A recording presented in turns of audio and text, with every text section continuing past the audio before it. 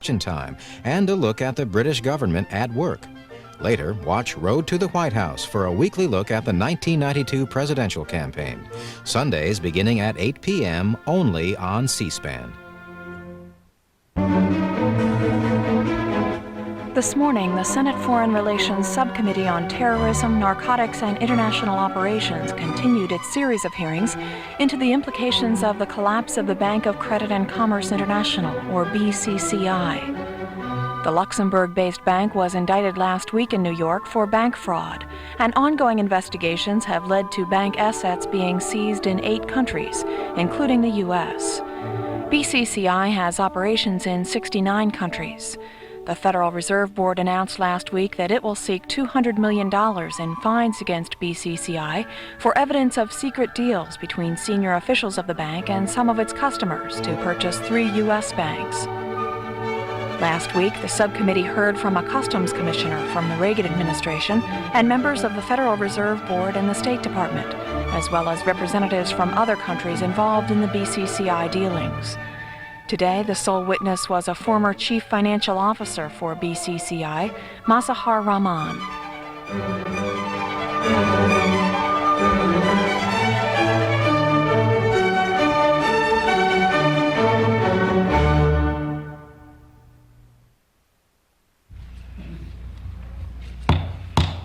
The hearing will come to order. Good morning. This morning, we're going to hear the testimony under oath of Mr. Mazahar Rahman, who was the chief financial officer for BCCI from 1975 through 1990. I want to say for the record that Mr. Rahman is here voluntarily, having come to the United States following threats to his physical safety in London. He has not been able to talk publicly for the last year about BCCI as a result of a court order that was entered into in London at BCCI's request. On Saturday, my staff and the staff of the Federal Reserve went to meet Mr. Rahman at Kennedy Airport in New York with a short amount of notice that he was coming and that he was concerned about his physical safety. And in cooperation with United States Customs officials and immigration officials, and I express my appreciation to the State Department and to Bob Kimmett, who assisted in guaranteeing that his entry was facilitated, he is now here before us of his own desire. He's testifying today in accordance with a revised court order granted in London last week at my request, which permits him to testify. This court order specifically permits him to testify before the United States Senate, and in addition, I would add that his testimony is secured with the full and complete cooperation of the Federal Reserve, of the Manhattan District Attorney, Mr. Bob Morgenthau, and of the Justice Department. Now, obviously, and I say it right up front, the scheduling of a hearing like this during recess and on short notice is unusual. I was personally reluctant to do it, but I think that the circumstances are urgent enough that it was important that we do it. Most importantly, I think Mr. Rahman feels very strongly that he wants to get this story out, that he has been living under a personal cloud, which I have come to understand quite well as I have met him and his family yesterday. He has 2 very attractive, intelligent young children who are feeling the pressures of this transition. And his wife is here who joins him, who is seated right in back with him. She is American from New York and is also feeling the tensions and pressures of what has happened to their life as a consequence of this. Therefore, we really made a decision that because of the threat to physical safety and because of his own personal feelings about the need to get this behind him, that we would proceed today. I personally talked to Senator Pell and to Senator Brown in order to clear with them the notion of proceeding forward. And Senator Brown, who cannot be here because he is on a trip out of country, felt it was also very important to proceed forward, and we'll have a statement for the record.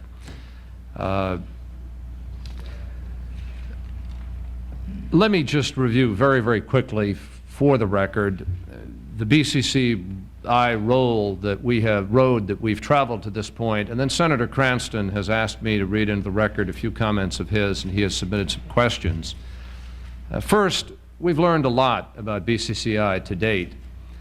We know that BCCI was a bank whose senior officers created a web of corruption that extended literally around the world.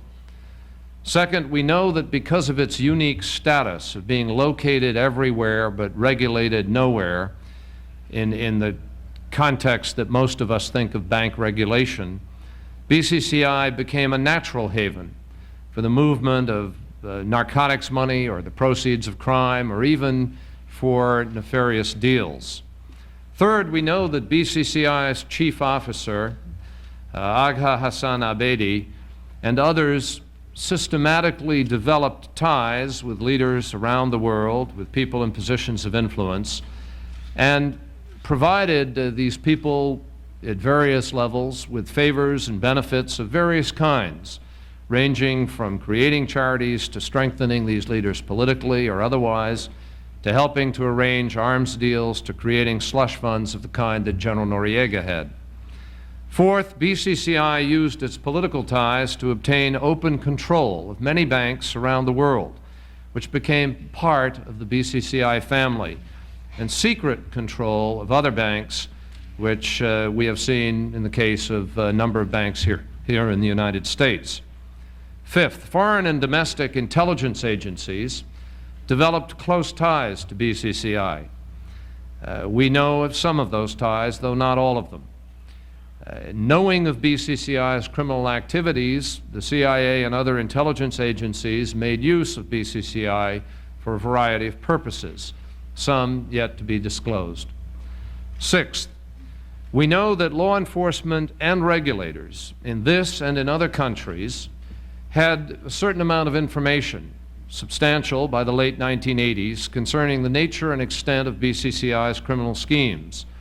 And yet, with the exception of the prosecution of some low-level personnel in Miami, nothing seemed to happen until this issue hit the center pages, front pages, and until recently.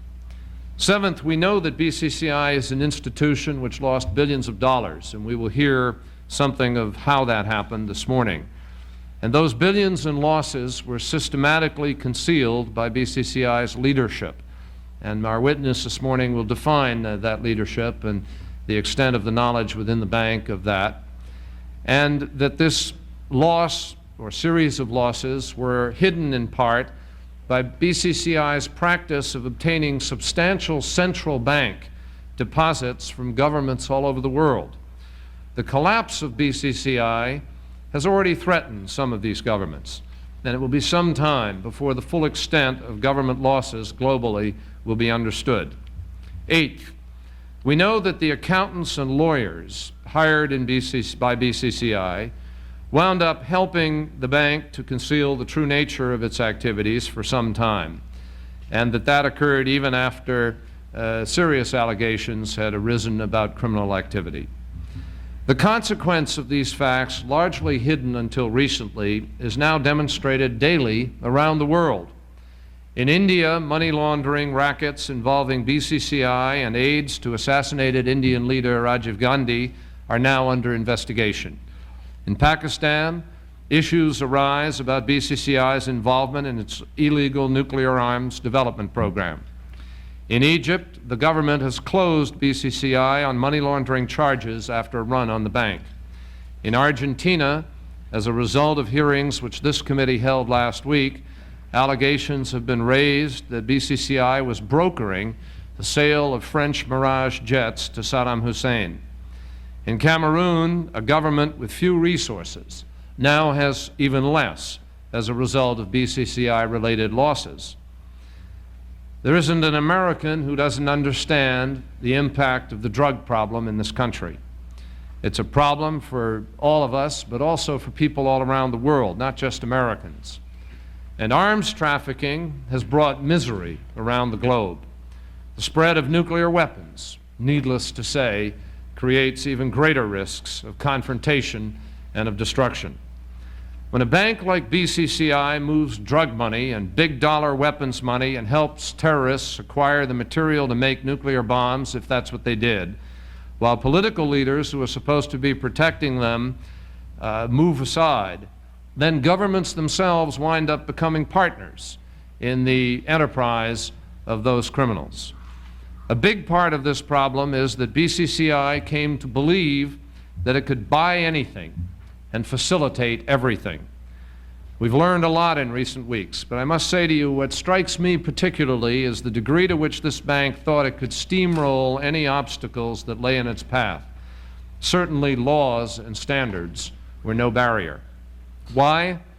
Because BCCI thought it could buy everything. Buy lawyers, buy accountants, buy regulators, buy access, buy loyalty, buy governments, buy safety, buy protection, and even buy silence. And what it couldn't buy or didn't need to, it could facilitate. You need a Mirage jet to go to Saddam Hussein, BCCI could facilitate it. If you wanted weapons in the Mideast, and possibly even atomic weapons, who do you call? BCCI. You want drug money to move from cartel to safe haven? BCCI. It gave new meaning to the term full-service bank. Today, we continue the process of trying to understand what happened with BCCI and who was responsible. And hopefully, out of all this will come a stronger effort by government and the private sector to prevent this kind of behavior from scarring the political landscape and the business landscape. Mr. Rahman, we are very pleased to have you here today. You are an intelligent and thoughtful person who has spent a lifetime really in the field of finance and who understands this bank as well, I suppose, as most people, with perhaps a few exceptions of those who are at the highest level, as I think you will describe. Before we begin, I would like to make a part of the record the court order which permits you to appear here today, and we will label that for today's hearing Exhibit 1. And I will read, as I promised Senator Cranston I would, his opening comments. It's a statement by Senator Alan Cranston. Thank you, Mr. Chairman. The events of the last 2 weeks have certainly contributed to the sense of the enormity of the scandal associated with the Bank of Credit and Commerce International, as well as to the feeling that we are still a long way from discovering the full truth about this criminal enterprise. For that reason, I'm pleased to add my welcome to our witness today. I hope he can shed the kind of light on this investigation which will not only illuminate but also serve as a beacon for further investigation. Since our hearings last week, information on several aspects of the BCCI scandal have come to my attention. This is Senator Cranston. Mr. Chairman, as you remember, last week I mentioned the case of the London Financial Times journalist, Anson Ng, who was found murdered in his Guatemala City apartment. At the time, I mentioned the suspicion in journalism circles in Guatemala that Ng's murder was related to arms trafficking allegedly carried out by BCCI in collusion with top leaders of the Guatemalan military. Since then, information concerning Ng's death has come to my attention that I believe is of direct concern to this committee's deliberations. First, according to people who talked by phone with Ng in the days before his death, the British journalist mentioned to them he was working on a, quote, big story related to BCCI in Guatemala. Second, although officials in Guatemala have sought to characterize Ng's assassination as the work of common criminals, the murder seems to be the work of professional hitmen. In this regard, I might mention the following details, given to me by close friends of Ng. Apparently, a silencer was used in the killing, which was done by a single bullet wound to the head. Guatemalan authorities say that no bullet was found either in the body or in the apartment. I am told that Ng's head was wrapped in a towel and his body left in the bathroom, something consistent with efforts to keep the murder secret for a period of time. According to those closest to Ng, a set of documents were stolen from his desk, and reportedly the Guatemalan authorities have impounded a set of computer disks Ng used for his work. Once again, I urge President Serrano to take all necessary steps to ensure that Ng's killers are brought to justice, no matter what their rank or station in life. Some have characterized, wrongly, BCCI's operation as a victimless crime. Anson Ng's death suggests how vacuous a lie that is. Mr. Chairman, last week I also brought to the committee's attention BCCI's apparent attempt to serve as an intermediary for the sale of 22 Mirage aircraft belonging to the Argentine Air Force. Yesterday, my office received a very credible report concerning attempts to sell these sophisticated aircraft. According to a highly credible source in Argentina, whose name I cannot reveal, the planes were to be sold in August or September of 1989 by way of BCCI. Their would-be purchaser was a man whose name later became sadly familiar to every household in our land, Saddam Hussein. According to this Argentine source, whose honesty is not in question, BCCI in Argentina was working with a retired high-ranking naval officer in promoting the sale. It apparently did not take place because of rivalries within the Argentine armed forces themselves. Finally, Mr. Chairman, the role played by Pakistani authorities, both those of the current government and those of the Zia dictatorship, in the BCCI scandal have raised many questions, some of which I hope we can get answers to today. Among the questions I hope we can address are those concerning BCCI's role in Pakistan's nuclear program, its alleged participation in the destabilization and overthrow of Benazir Bhutto's democratic government, the reported rake-off of U.S. foreign assistance monies, and other issues of generalized corruption in Pakistan. As I said, I hope there are some answers today because, as one can see, there are no lack of questions. Thank you. And that completes the statement by Senator Alan Cranston, which he asked that I read this morning.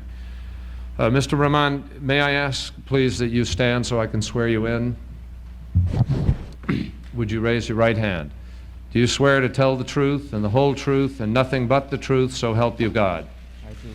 Thank you. If you'd be seated, and if you could pull the microphone close to you, I think that would be very helpful. Would you state your full name for the record, please? My name is Masihur Rahman, Masihur Rahman. And Mr. Rahman, where are you currently residing, or where were you residing until recently? I was residing in London till recently. Okay. And what day did you leave London? I left last Saturday. Now, you are how old? 57. You were born where? I was born in Calcutta in India. Could you tell us a little bit about your background, please? Yes. My father was in the judiciary. He was Chief Justice of the High Court. And he was the first Muslim in the subcontinent to acquire the esteemed title of ICS, Indian Civil Service rank, and went to judiciary. What years would he have been holding that? That was going back to the early 40s and late 39s. And therefore I was born and brought up to an extent in a judicial home. And that has stayed with me, I think, all my life. He died, we had 9 brothers and sisters, and when he died, soon after that, the partition of India took place, and we had to leave for Pakistan, that was East Pakistan from Calcutta, and whatever pension rights he had also lapsed because of the chaotic conditions. So from a very early age of about 9, all our brothers and sisters had to self-educate themselves in the house. We didn't go to any formal schooling, and I did matriculation along with my sister privately. After that, I got a scholarship to go to the university, and I finished my university in What university was that? Dhaka University. That's the capital of what was East Pakistan in those days. And I graduated in '56 and went to England, where I was working and studying at the same time from 1956 to 1961. I qualified as a CPA. In England it is called FCA. I'm a fellow of the Institute of Chartered Accountants, which is the equivalent of CPA in USA. I also did simultaneously cost and management, which is an FCMA title, which is industrial accounting. So literally I and my brothers and sisters have had to grow up on our own. My mother is illiterate, and we had to sustain ourselves by working in the day and studying at night. And I became the first person in the whole of the subcontinent to get both chartered accountancy and cost and management titles. And with these, I returned back to Pakistan. And immediately after that, What year did you return to Pakistan? 1961. And immediately after that, I was appointed in a government organization, which was the Industrial Development Corporation, the Pakistan Industrial Development Corporation. This corporation oversaw all the heavy industries of the country, including petrochemical, steel mill, refinery, shipbuilding. Soon after my arrival in Pakistan, That was a political appointment? no, I was a technocrat, and I was appointed directly as finance chief of finance. Chief of Finance of this unit? Of PIDC, yes. Soon after that, the PIDC itself was split into two parts, West Pakistan Industrial Development Corporation and East Pakistan Industrial Development Corporation. So I went along with the East Pakistan Development Corporation and became the chief of finance of that operation. We had about 11 industries in that year, and by the time I left in 1966, we had 74, 75 industries, including, it was a very hectic period of development in Pakistan and East Pakistan.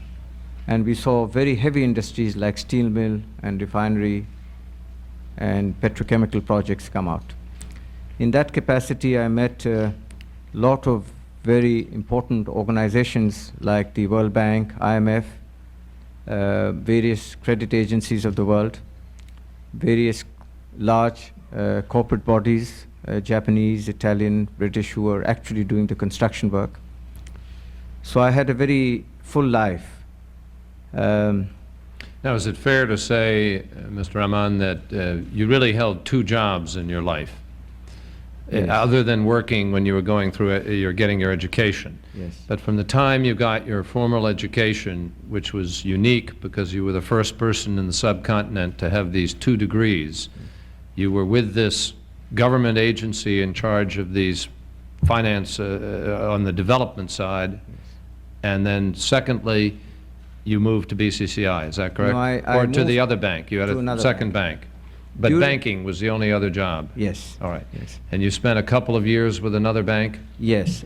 During the time in PIDC, because of the very big size of this corporation, all the banks used to call on us to do banking business with the corporation. At that time, I met both Mr. Naqvi and Mr. Abadi, who Now, what were, are the full names of Mr. Naqvi Mr. and others? Naqvi's name was Mr. Swali Naqvi, SWALEH NAQVI, and Mr. Abadi was Aga Hassan Abadi, AGHA Hassan, HASAN, ABEDI. And these are the 2 gentlemen who became primary figures in BCCI? Yes. At that time, they were in United Bank, which was also a very new bank in Pakistan. And in 1966, they persuaded me to leave the public sector and go to the private sector in the banking industry.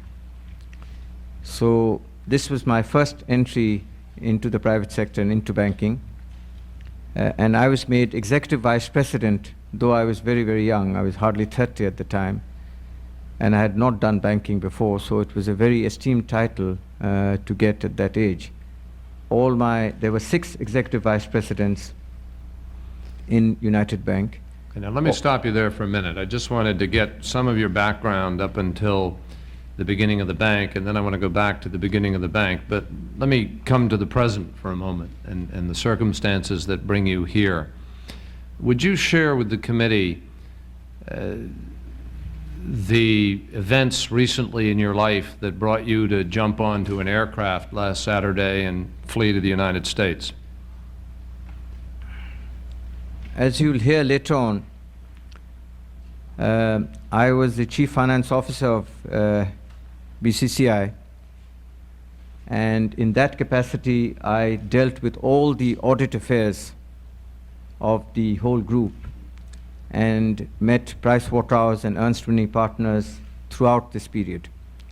In 1989, I was made chairman of an investigation committee by the board at the recommendation of Pricewaterhouse, during which time I got to know many affairs of the bank which I did not.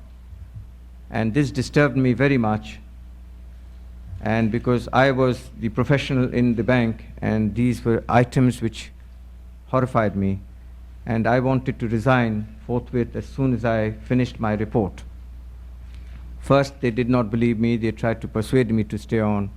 They tried to persuade my wife to stay on and persuade me, but I refused and I left. Since that was in August 1st, I left. Since then, my family and I have been hounded. All sorts of direct and indirect threats have been used, to the extent that Scotland Yard got to know about it, and the Guildford Police got to know about it.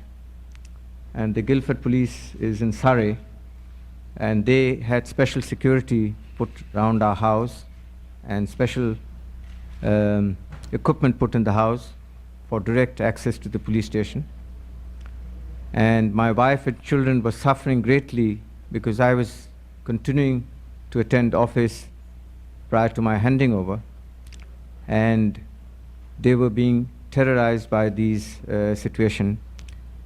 And my wife was having to put the children under the bed every night for fear of some physical violence or some gunshots, because another senior executive, Mr. John Hilbury, who was in BCC and left at the same time, he informed us, he lived very close to where we did, that there had been a gunshot through his window, and he had reported to the police, and therefore he was going to join me in trying to make a claim on BCC for compensation, because we received nothing when we were released.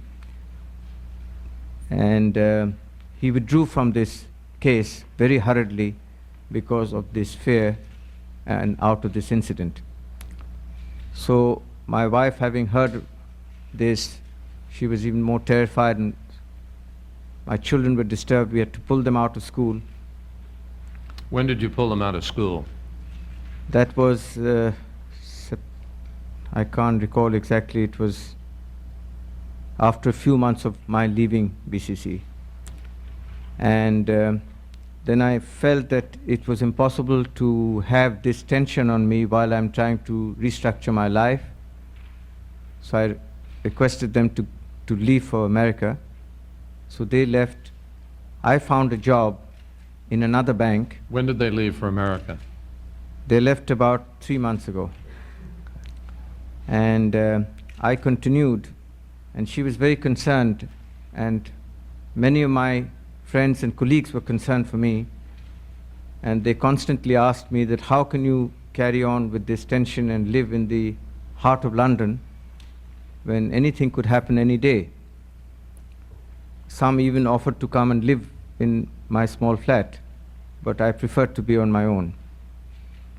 I sincerely believe that in life all that will happen is written down. And this is a part of my culture. And I believe anything which will happen to me, and the date and time it will happen to me is already down. So I don't worry about these things, and I don't concern myself with these things. And so I stayed on.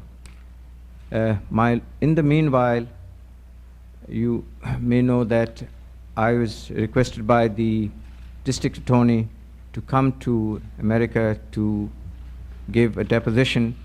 Before we get to Mr. Morgenthau and his request to you, can you describe for me some of the things that were frightening your wife that you told me about last night? Well, the only direct physical threat was made to me just as I was leaving by another executive of the bank, Mr. Abbas, Mazhar Abbas, M-A-Z-H-A-R-A-B-B-A-S, who was in a meeting with me and Mr. Iqbal Chaudhry, who is the new CEO after all this crisis. And I was pleading with Mr. Iqbal Chaudhry and Mr. Mazhar Abbas, who were both junior to me effectively in the bank, that why are you sacking so many good executives when the people who are named are still in the bank, who have been identified by Pricewaterhouse and by my committee, they are still in the bank. And if indeed you are sacking all the other good executives, why are you not paying them compensation? So this line of argument went on, and finally I told them that if you force such people who have given their life to the bank to just go and become jobless and with no money to eat grass, then they may turn to any situation. They may go to court and they can fight you from the court. And Mr. Abbas said, well, they can go to hell, they can go to court if they like. So I said, if you carry on like that, I myself may have to join them. And the moment I saw that, he became furious. And he said that, let me tell you openly in front of Mr. Chaudhry that if you open your mouth or if you go to court, I have personally killed people in my life in Multan in Pakistan, and I'll use the same gun on you.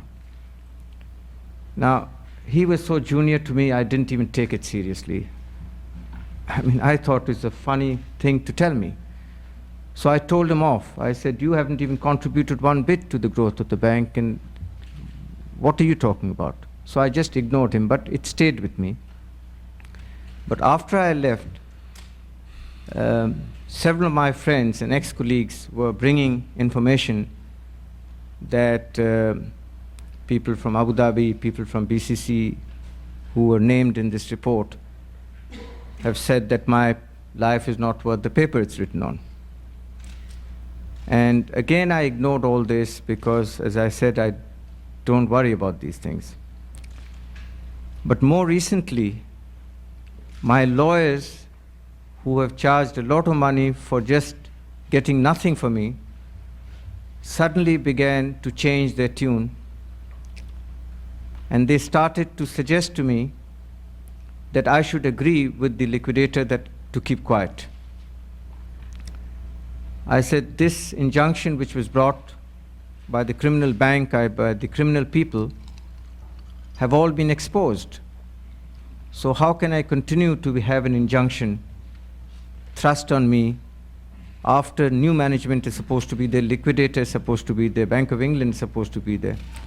And they had no real answer, and they said, well, apparently Sheikh Zayed will not give money if you talk. And we need his money because so many millions have suffered. And that is a very powerful argument because I had helped in bringing the better part of the bank, and we will discuss that also later on. And thousands of people were employed, 14,000 people were employed from 83 nationalities. They were good people. And you will see when we go through this deposition that not more than 20 people were involved in all that you are hearing about. And yet, thousands of people have suffered both as employees, and over 1 million people have suffered as customers who were very loyal, good customers. They were not illegal customers, all of them. So when this argument was given, I was a bit confused as to really, is it correct that Sheikh Zayed would not give any more money if I talked? But at the same time, the press in UK started naming me, and some of them started naming me as the whistleblower, and even my picture came in the press. And I'm not a whistleblower in any capacity. I was a chief finance officer. I happened to be chairman of the investigation committee, which the board appointed me. I happened to write an honest report. I happened to resign, and I've suffered for that. But I'm not a whistleblower, and I'm not the destroyer of thousands of people's lives. But when this happened, information came to me that even clients who have lost all their savings, innocent people, any one of them could come for me anytime. So I needed a vehicle in which I could explain all that I have to explain. And the British government and the British judiciary was refusing me this right. And they would not even explain why everybody could talk what they liked, all the press could investigate and write what they wanted, and I'm a key central figure about the reports, and I'm not able to talk on some pretension. So I argued with my own lawyers, and I said, you fight back for the injunction. You fight back, I don't care. He says, you haven't paid for all your fees up to now, and this will cost extra, and you'll never win. Anyway, we fought back again, and I was horrified to hear that the Lord Chancellor himself had instructed the judge that my injunction should continue. Now, I don't know why I'm so important. I'm a British subject. I have my own rights. Why the Lord Chancellor should instruct the court to injunct me from speaking horrified me. And my own lawyers were suggesting that after all my life is ruined, I have no job, I have my house, which was a part of my salary package, was about to be taken. They told me in so many words that it will take 3 days for the government to take the house back once you start talking. Who told you that? Sorry? Who told you that? My own lawyers. That it will take less than 3 days for you to lose your house as soon as you... So You lost your house at some point. not yet, but as it may be happening now. But didn't you take a choice? You sold a house and moved into London? No, what had happened is that we had a bigger house in Surrey in the better days, I should say. And that was the house paid for by the bank? All, yes. What the bank had, which was a scheme which I myself helped evolve, is that because the senior founder executives were always moving, traveling, working weekends, our families were suffering. And since we were deemed to be also shareholders of the bank, which we'll explain later on, I had recommended to the president and others that we should at least have a home sort of bequested to us as sort of advance compensation towards the share value, which is building up rapidly, so that at least the family whom you're never seeing could at least have a roof over their head if anything happened. So that scheme was approved, and that scheme is all in writing, and we are required never to pay back the loan as long as we work with BCC. Effectively, because we always expected to live and die with BCC, it was never repayable. And whatever token interest was charged, which is a small amount, 5%, was also given to us as an allowance to be returned. So effectively, it was a part of our salary package for which we are working these long hours. And within days of this injunction matter, they moved on me and nobody else for foreclosure of the house. Nobody else has had their property foreclosed, but they instantly moved on me. So I'm fighting that, but my own lawyers are telling me that the day you open your mouth, 3 days within that, the house will go. Now, Mr. Rahman, I just want to finish on the personal aspects of this before we move into back into the history. I understood from your wife, Ellen, that there were nights when you were not there that cars would come into the driveway and simply turn off the engine and sit there and then turn on the engine and drive out. Is that accurate? Yes, she told me several times, and that's one of the reasons I told her to leave. I don't know if they were press people, I don't know if there's somebody from BCCI or, but I wasn't going to take any further risk because it's a very, very quiet part of Surrey that we live in. It's a very, very hardly any houses. It's a wooded area. So we felt that we can't take any further risk, and we just sent the family away. Did you receive some phone calls, or did she receive phone calls? She received some, she told me about. I have not received any, where people just tried to find out where I was or didn't say anything and just cut off.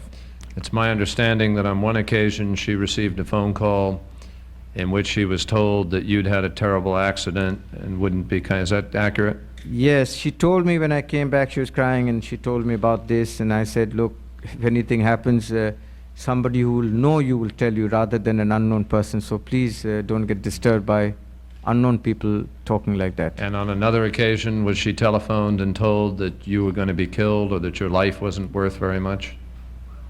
That, I mean, a lot of people were saying that. A lot of people were saying this, and to me, and obviously to me, to her. Friends who meant well, that, you know, it's incredible how you can sit over here knowing that you're the only one who know about the report and you did all this. And you finally, she told me that there was one occasion, the breaking point was when a telephone call came regarding the children. Is that accurate? She told me also, and that's why we were afraid that you know, going to school was also very dangerous. So I just pulled them off school. And what was that phone call? Do you recall? I can't remember the details, but it was in this nature that even the children are at risk. And and that's when you decided she should leave the country? Yes, I decided that she should leave. Of course, she did not want to leave, leaving me behind. And I said, look, I cannot start running, because running is a one-way traffic. You know, you start running and then you don't stop running. So I was not going to do that till just last week. And last week, as I started to explain, my fear element went up, because if the ordinary depositor have suffered, then any one of them could be violent. My pictures had come openly in the press. The Mail, Daily Mail had covered an article saying that Mr. Rahman has fled for his life and there's a killer on the loose. I mean, I don't know whether they just make up the stories or it sounds good, and that's how it was. So I decided that it's best not to confront everybody, just to leave. Okay. Now, Mr. Rahman, because today you're going to, as you tell this story, refer to some documents, I'm going to put those documents into the record now, so they are a matter of public record. Let me just quickly identify them. Document number 1 is an interim report by Price Waterhouse on the audit for 1989, and it is a report dated 17 November 1989, which was the precursor to the final audit report coming in, and that is document number 1. Document number 2 is a letter or memorandum referencing the task force as a consequence of a meeting that you had with the partners of Price Waterhouse, and summarizing the events of 1990, during which time you set out the goals of your task force, the investigative task force, in order to try to determine what had happened to BCCI. Document number 3 is a private and confidential report by Price Waterhouse dated 14 March 1990, which was submitted to BCCI, which was an update audit which began to show some of the problems that were taking place in BCCI. And document number 4 is a supplementary document to document 3, which is a supplementary briefing paper from the for your task force, which came from Price Waterhouse regarding the problems in the bank.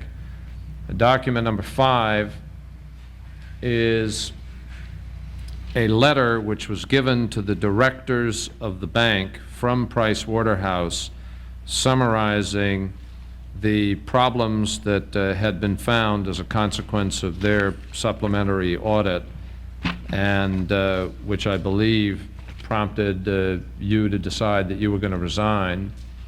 And document number 6 is your task force report, the summary that you yourself put together with your investigative task force, in which you summarized the $850 million which was at risk on the Credit and Commerce American Holdings, First American, the $800 million on the shareholder loans, which was all BCC, the $700 million on the Gokal shipping problems, the $100 million on the Grand Cayman miscellaneous, and subsequently the $500 million on the ICIC books, which is a separate entity that you're going to describe today. Document number 6B is, again, the task force follow-up report, which set out how you were going to ferret out the problems and correct these things for the bank and try to do some kind of workout that would keep the bank whole prior to the Bank of England's takeover. And document number 7 was a report to the directors by Price Waterhouse summarizing the problems as they had then been discovered, and this was in 1990, 18 April 1990, a year ago. All of this was known within the bank and to the directors. And document number 8 is a letter to the government of Abu Dhabi to inform the shareholders about the problem. And this was a letter that came from Price Waterhouse as a consequence of your joint effort. And finally, document number 9 is a letter to the regulators in Luxembourg, which was a summation of the same problem that had been summarized to the directors and summarized in the Price Waterhouse report. Now, those are the 9 operative documents, some of which we will be referring to in the course of your testimony here this morning. Now, I'd like to come back, if we can, to let me just ask you, Mr. Rahman, have I correctly summarized each of those documents? Yes, you have. Okay. And those are documents which you have provided this committee? Well, these were provided copies, one to the lawyers and one to Fed and one to the district attorney's office. This appears to be a 4th copy. Okay.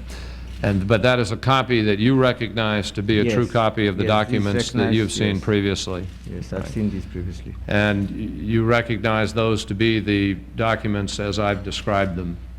Yes. Okay. Now, if we could go back, again, just tracing the history, because I think it's very helpful in understanding the development of this bank and how it came to be known as it is today and to be in this problem. You were telling us that in 1972, you were not yet associated with BCCI. You had been working as a professional, as a technocrat, as you said, in Pakistan, East Pakistan. And you were summoned, I believe, to a meeting with a Mr. Abidi. Is that correct? Well, as I said, I joined United Bank, and I was with United Bank from 1966 to 1974. In 1972, United Bank was nationalized along with all the other banks after the Bhutto government came. And at that time, most of the senior executives of the banks were removed by the government, and government nominees were sent to run the banks. I was requested to continue in United Bank by the new government-nominated president. And indeed, he gave me a very long lecture that we have seen through your life file, and your father was Chief Justice, and you should be in government sector. Why are you working in this one family business, etc., and so on and so forth. And now's your chance to do something worthwhile. So he put me on a committee to restructure banking in Pakistan and merge the various banks into lesser number of banks. And I worked on that committee for nearly a year. During that time, Mr. Abadi had been put under house arrest, detention in his house. What was he under house arrest for? Well, the government felt that some of the executives of the banking industry needed to be investigated. It would make, of course, a particular case for the government to have taken over the bank without compensation. So the banks were nationalized? Yes. They took over the banks? Yes. And Mr. Abedi, who had been the head of one of these banks, Yes. was put under house arrest? Right. Okay. So he was making efforts to meet me, and I was a bit hesitant because I am from East Pakistan, and I know that the Pakistan-East Pakistan situation was also very raw because of the Bangladesh matter. So I didn't want to breach any law of the country. But having avoided meeting him for several months, I finally felt that out of old loyalty and knowing him so many years, I should go and see him. So that's why I went to his house on a Sunday. And during this meeting, Now, this was while he was under house arrest? yes, I had to go to You his house. registered with the police and the Yes, government the police were authorities? around the house, and I had to register the car and the purpose of the visit. And I had no documents, so that was all right. And he explained to me at that meeting for the first time that he very much wanted to get together with some people like me and start a World Bank, a global bank for the third world. And obviously he had been sitting and thinking about it on his own for some time. And he explained that up to that stage in the early 70s, there are mostly national banks and savings banks. The few banks which are international are indeed the colonial banks from Britain, France, Germany, and latterly from America. So they were normally not international, they were really national banks of big national banks of countries which were international in network only. So he felt that if a genuinely global bank could be started, bridging all the third world countries and also bridging the first world, then it could be a unique banking structure which could be very, very useful socially and also very profitable. So I was a bit taken aback that at this stage he should think such big dreams, but he did. He's that sort of person. And I told him that, of course, if it ever materializes, I would certainly like to be a part of it. And he said, well, it's very close to materializing because Sheikh Zayed of Abu Dhabi has assured him that he will back such an organization. So it was in this way that in November 1972, BCCI was born. It was born in a very, very small size, $2.5 million capital. $2.5 million capital. Capital, that's all. And hardly 100 million in asset altogether. So it started with 4-country presence. What countries were those? That the head office of that bank was put in Luxembourg. It had branches in London and Abu Dhabi and Lebanon. So it started in a very humble way, and in this 2.5 million, Bank of America took 30% share. So quite rightly, Sheikh Zayed had wanted an international bank to assist in this process, and that is how Bank of America came to be a partner in this project with 30% shares. I joined in early 74 when I finished with the government assignment of restructuring banks in Pakistan, and I went straight to Abu Dhabi, and I found that in fact, considering the very big bank I was running and the very good lifestyle I had in Pakistan, this bank had nothing. They had very tiny office, no accommodation, so we all had to share mess type flats. And we literally had to, in those days, there were not even footpaths in Abu Dhabi. There were just sand and a little tarmac roads and a few buildings. So with very, very little pay, I plunged into the bank and I became again general manager for finance from day one. In this bank, Mr. Abadi explained that the founder group of executives and members should also be shareholders of this bank, and one day we may hold up to 30 or 40% of the bank. Now, considering at that time it had no value or it was too small, it didn't mean much to us, but at least it gave us something to work for ourselves. He said that after this abrupt nationalization, when we've lost everything, I don't want to face this, and you shouldn't face this ever again. Were you given a contract? No, Were you none of given us. actual shares? No, only verbal assurance. And you were satisfied with that? Yes, because we just sort of worked, as he said, we were like a family who was starting a family business, and we had a share in that bank. And so we all got into the job literally without contracts or without assurance. You say we all. How many people were involved then? I think maximum at the senior level of about 5 people. And who were the 5 people?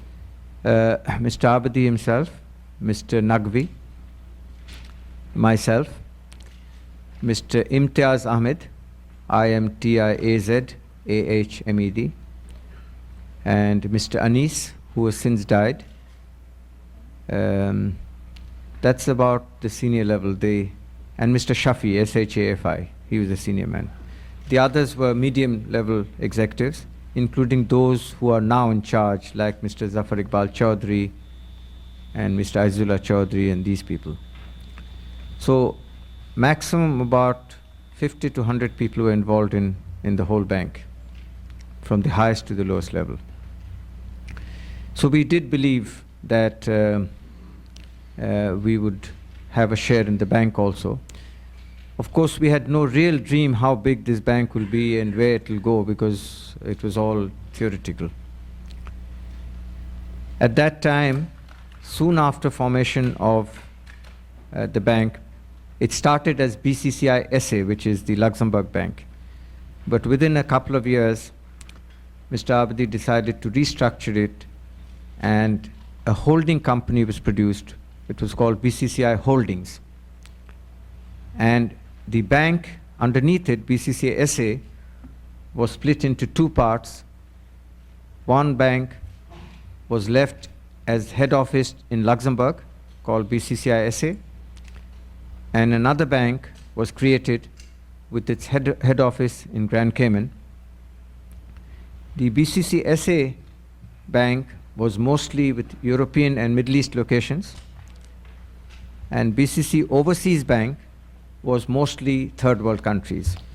Okay, so let's just understand this as we go along. In 1974 or 75? 1975, you decided, Mr. Abedi decided to restructure the bank. Yes. A holding company was created. Yes, sir. The holding company was B.C.C.I. Holdings. Right. Underneath the holding company, which was based in Luxembourg, Yes. underneath the holding company based in Luxembourg were created 2 banking entities. One of them, the overseas banking entity based in Grand Cayman, Yes. for a third world, so to speak, Yes. and the other was the BCCI SA, Yes. based in Luxembourg. Yes. And those were the only entities. Those were the only entities. But quickly, another entity was created called ICIC, was it not? Yes. Around about the same time, 75, 76, in order to hold the shares of the founder group and other senior executives, an entity was set up called ICIC Holdings. What did that stand for? Investment, credit and commerce, something like that. I didn't know the full detail. ICIC, everybody refers to it as ICIC. That was set up in Grand Cayman with the apparent purpose of holding the shares for the founder group.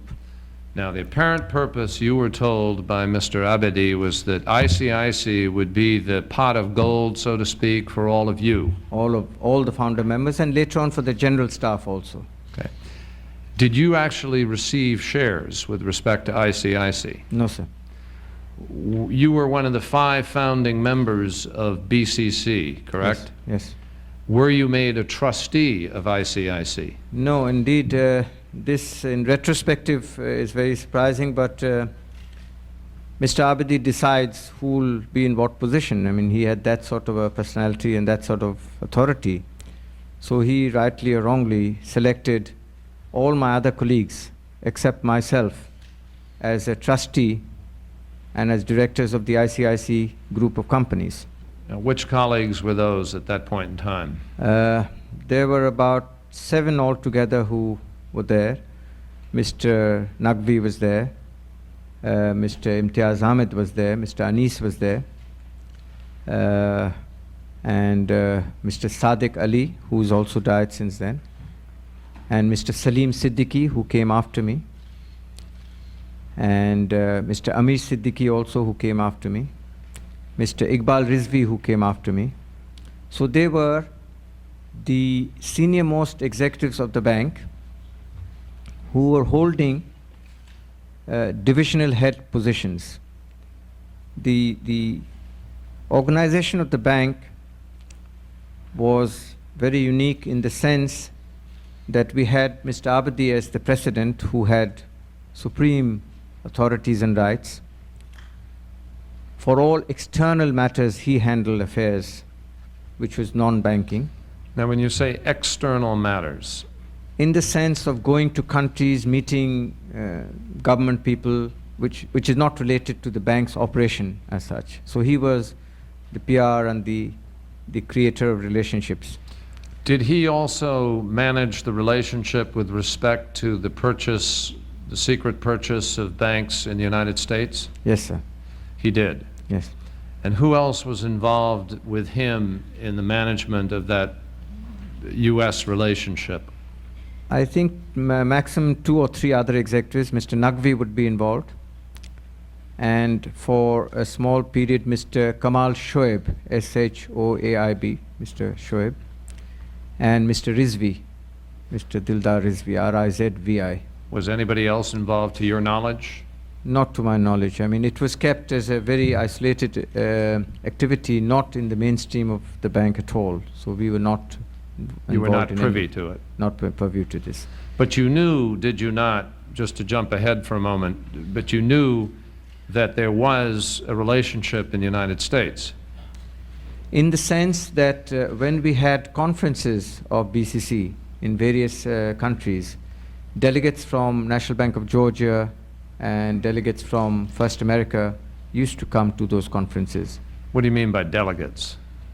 Banking officials from those organizations. Can you be more specific? Well, from First America, both Mr. Clifford and Clark Clifford and Mr. Altman, along with Mr. Khusru Karamat Ali, and one or two. Along with what? I'm sorry. Ali, E-L-L-E-Y. And 1 or 2 other executives came from Bank of First America.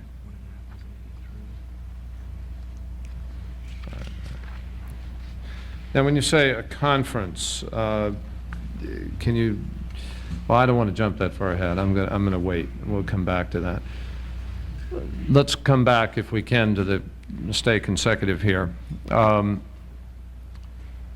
Mr. Abedi was handling the American side, and Yes. he was principally the front person for the bank. Front person, in the sense of any high-level contacts, he would make those contacts himself.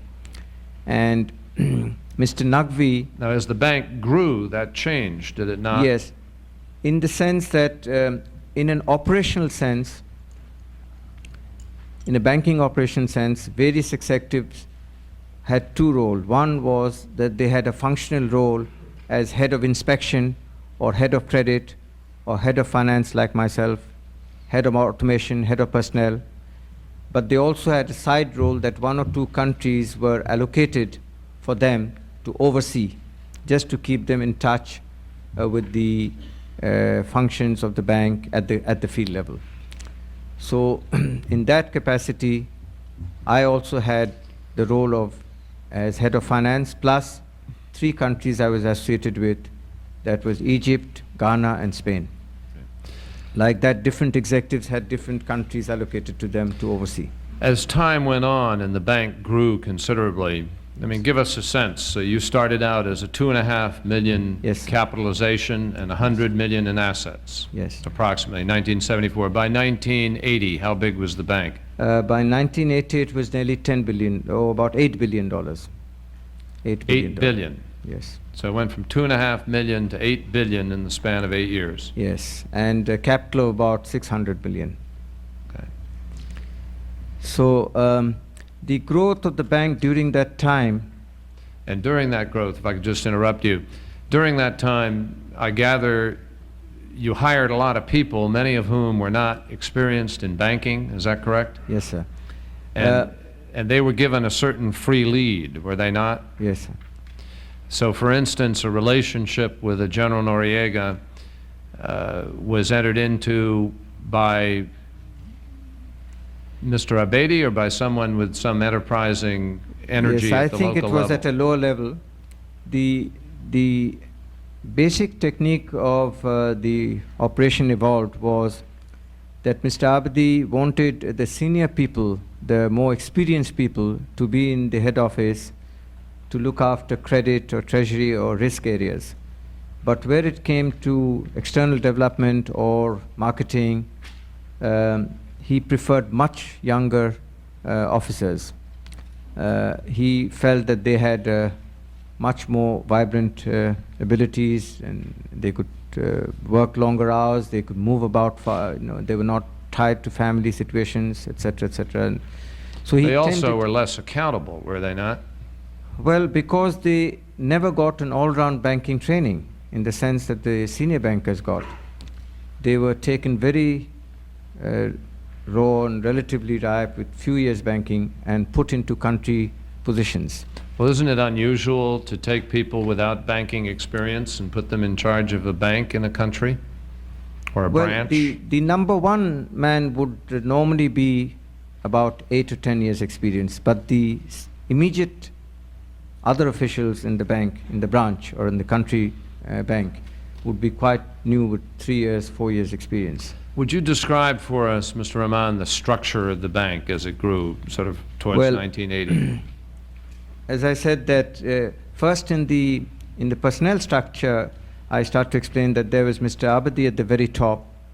There was Mr. Naqvi, who was like a chief operating officer who converted Mr. Naqvi Abedi's ideas and things into practical shapes. And then there was a big gap between these two and the other executives who were all called general managers. All of us were called general managers. And each of us were sort of indicated that we should all work in our own respective areas. And if you try to encroach into another one's area, it was deemed that you are being aggressive, you want to promote yourself. And so every executive just tried to keep to his functional division. And if from my accounts department, if I tried to send some of my staff across to credit division or to the inspection division, immediately I would get a feedback that that was not liked, and why was my staff over there in the other division. So this is something that Mr. Abdi and Mr. Naqvi propagated also, which allowed them to deal with heads of division one-to-one. And therefore, you had a flat surface with lots of direct lines to Mr. Naqvi, and everybody else kept to a Chinese wall isolation in their own respective area. When this type of structure was growing, I was very uncomfortable because in PIDC days, in the government, I could go across board and go to any division and see any of the operation. But here I could see these Chinese walls were getting very, very watertight, and we were always talked about humility and ego, and anything that was slightly out of context was considered just an ego trip, trying to propagate yourself or project or become senior to everybody else. You shouldn't be senior to anybody else. You're all the same pay, same benefit, same title. And what was your pay at this point in time? My pay had started very low at about $18,000 and went up to about $120,000. So And over the period. In pounds, sorry, in pound. In pounds. So Yes, you were in earning pounds. about $300,000 to $400,000, $120,000 is about $220,000. $220,000. Yes. At the end of my career, yes. Okay. And now the other situation was that realizing this, the way it was structured at the head office, and then they created many regions, about 13, 14 regions, and there was a regional structure with a very senior banker in the region. They also became like in charge of the empire, and your trying to go too much into their area was also not liked. You literally had to have. What was the impact? You've described this as sort of a free-floating management style. Is that Yes. accurate? Right. What was the impact of that kind of management structure? Well, the impact was that the level of control required from head office was obviously missing. And Mr. Abdi and Mr. Naqvi and others would say that, well, all the results and all the growth of the bank is in the field. It is they who produce the results. It's they who produce the profits. What can you do sitting in London? So leave them alone. So that was propagated in the bank in order to give more power and more authority to each regional head, who again preferred to relate to Mr. Naqvi and to Mr. Abdi, both for their own career and to show that they are superior to head office executives. What was the effect of having the bank split into two entities, one based in Grand Cayman and one based in Luxembourg? Well, the more number of entities there are in any organization, obviously the more isolation you can put each section to. And if you do an intercompany position, then unless you know both companies' position, you could get half a picture. So there was that situation also. And who had the whole picture? The whole picture Mr. Naqvi would put together in terms of the underlying activity and underlying clientele names and relationships. He had the best global picture. In a pure accounting sense, when the figures are put together, I had a picture because all the audited cassettes used to come to me and I used to put them on computer for consolidation. But what you would do, I understand, is take the audited cassettes. Yes. The auditing done separately. Yes. It wasn't your audit, it No. was someone else auditing.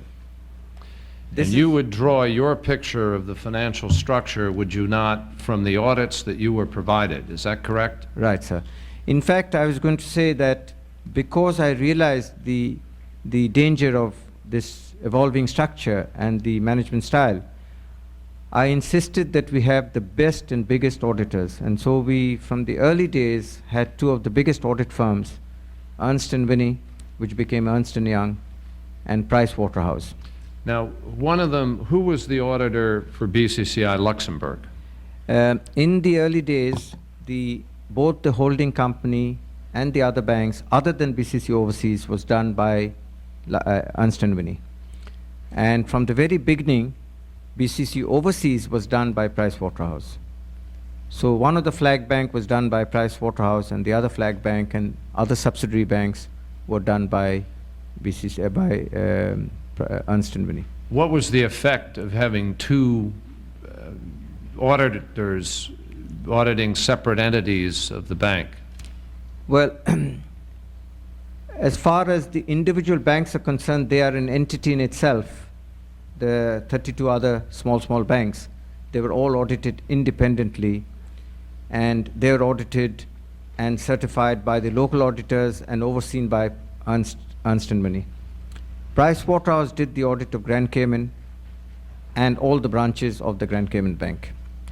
At the end of this period, which took a long period from, it was more or less continuous from September all the way to February, we had 2 audits each year, one based on the September position for 9 months, and one based on the December position, which was done in January and February. So we gave full authority and access to these audit firms, and we are indeed towards the end paying $4 million a year in audit fees. Now, at some point, did Pricewaterhouse become auditor for the entire bank? Yes. At what year was that? This happened in 1985. We had a tremendous disaster in Treasury. And I was going to come to that, but soon after that, and all this disaster happened right under the nose of Pricewaterhouse, who were auditing both the Grand Cayman Bank and the Treasury division of the Grand Cayman Bank, which was a division of the bank. Let me just step back for 1 minute. Yes. What was attractive? Why locate in Grand Cayman? What was attractive feature about that? Well, the rationale given at that time was that in taxation terms, the tax laws were such that besides paying tax in each country from the profits of the country's results, any profit remitted to head office in Luxembourg got taxed again.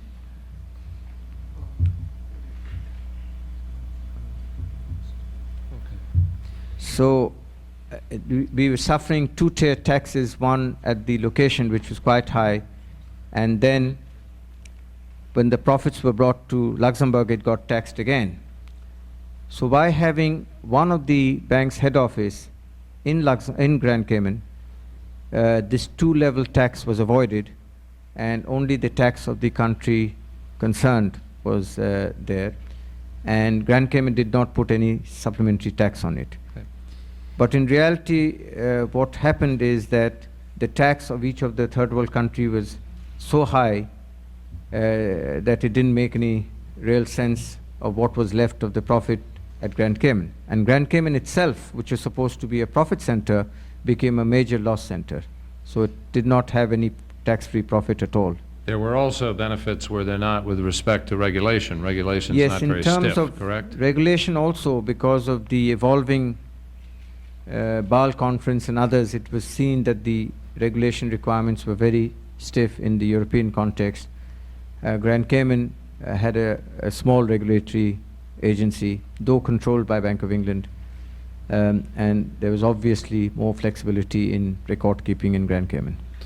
Now, Mr. Rahman, here's the bank steaming along, doing very well, going from 2.5 million up to 8 billion. Get into the 1980s, got this freewheeling regulatory structure, freewheeling management structure, a lot of money coming across the transom, and all of a sudden, 1985, big losses, correct? Yes, sir. Trouble on the horizon. Yes. Is that right? Yes. Would you describe the 1985 trouble? As I was explaining that because of this freewheeling structure, I had particularly instructed the partners of both Pricewaterhouse and Ernst & Young that if ever anything out of context was found in the course of their audit, they must inform me and not wait for the normal audit process or end of the year audit. And in a few cases, they would bring such incidents, and I would take immediate retroactive action on that. On that basis, we had also a very powerful internal audit division, which was set up by Bank of America, indeed, in the early 70s. And this division was the most fair division of the bank, because they had over 200 inspectors going around the world spontaneously without notice, very short notices, doing intensive investigative audit of our own operation. And their reports were very, very comprehensive. They were in 3 parts. There was a part dealing with the credit, which is the risk area of the bank, all the loans and advances and documentation. There was an area about the operational deficiencies, in terms of any defects in the operation. And then there was a confidential third part which talked about individuals in that location and their lifestyle. The purpose of such a part, third part, was to see whether the officers and executives in the field were apparently living within their means and having a lifestyle which could be explained by the nature of their job and the seniority of their job. So every executive around the world, every officer dreaded the inspection division, and it was headed by a very, very powerful gentleman called Mr. Salim Siddiqui. Called Mr. what? Salim Siddiqui, S-A-L-E-E-M S-I-D-D-I-Q-U-I. And it was said quite knowingly in the bank that he used to also keep a black book for himself, where he noted special things for use in due course. So I tried many times to have access to that, but the instruction to Mr. Siddiqui was they are only meant for the board, those reports, and to the general manager in control of that area, not meant for any central figure like myself.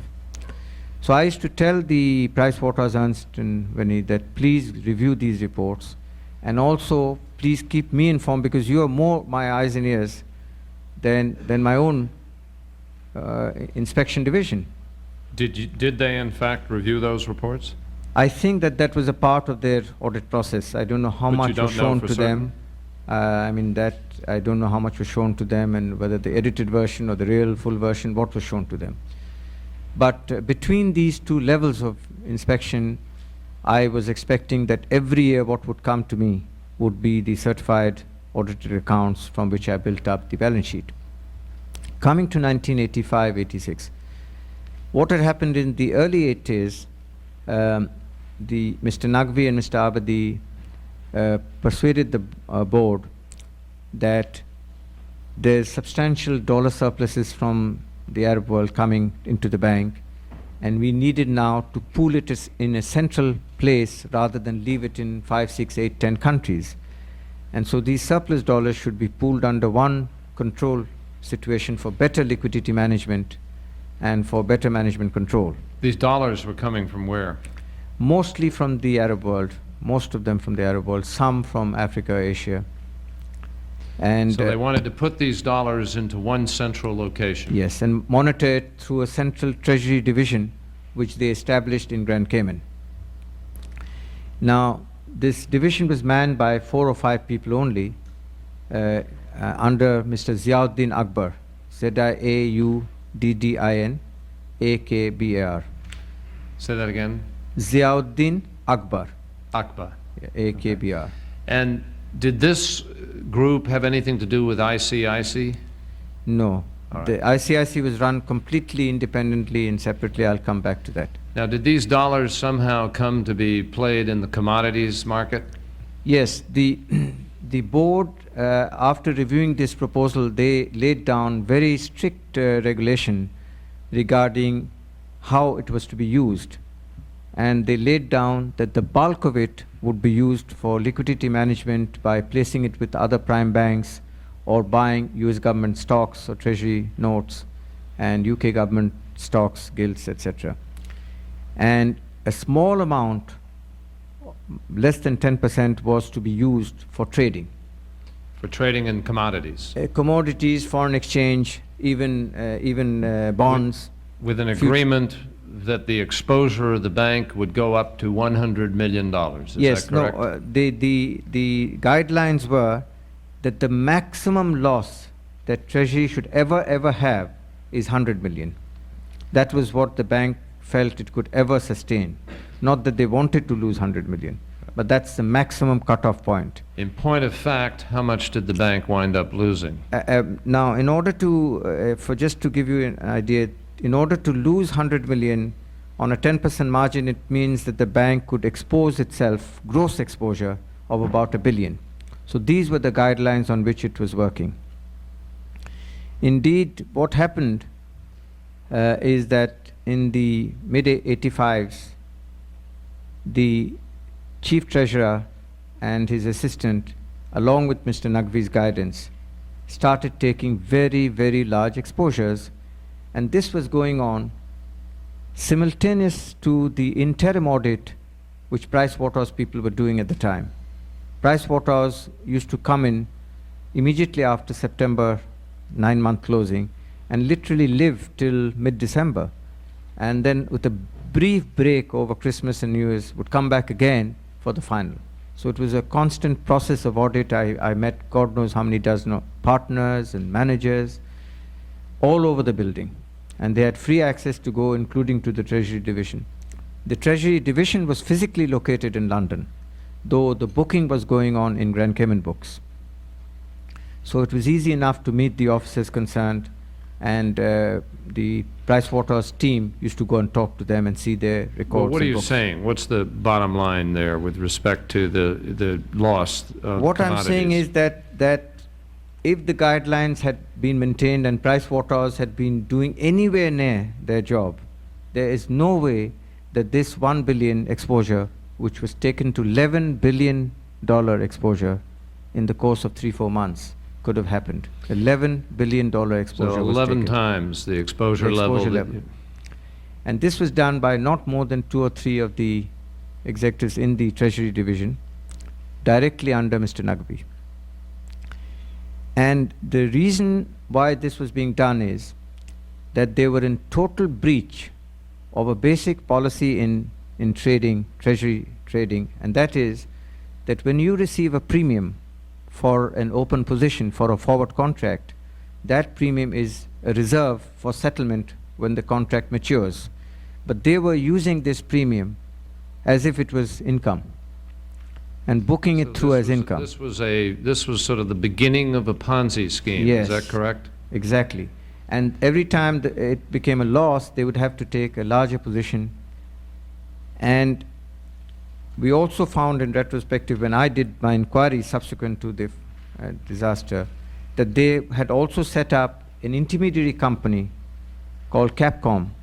And many of the Capcom, C-A-P-E-C-O-M, in which Mr. A.R. Khalil, who was a shareholder of the bank, was also a shareholder of that company.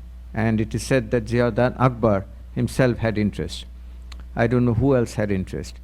So many of the trades were being put through that company.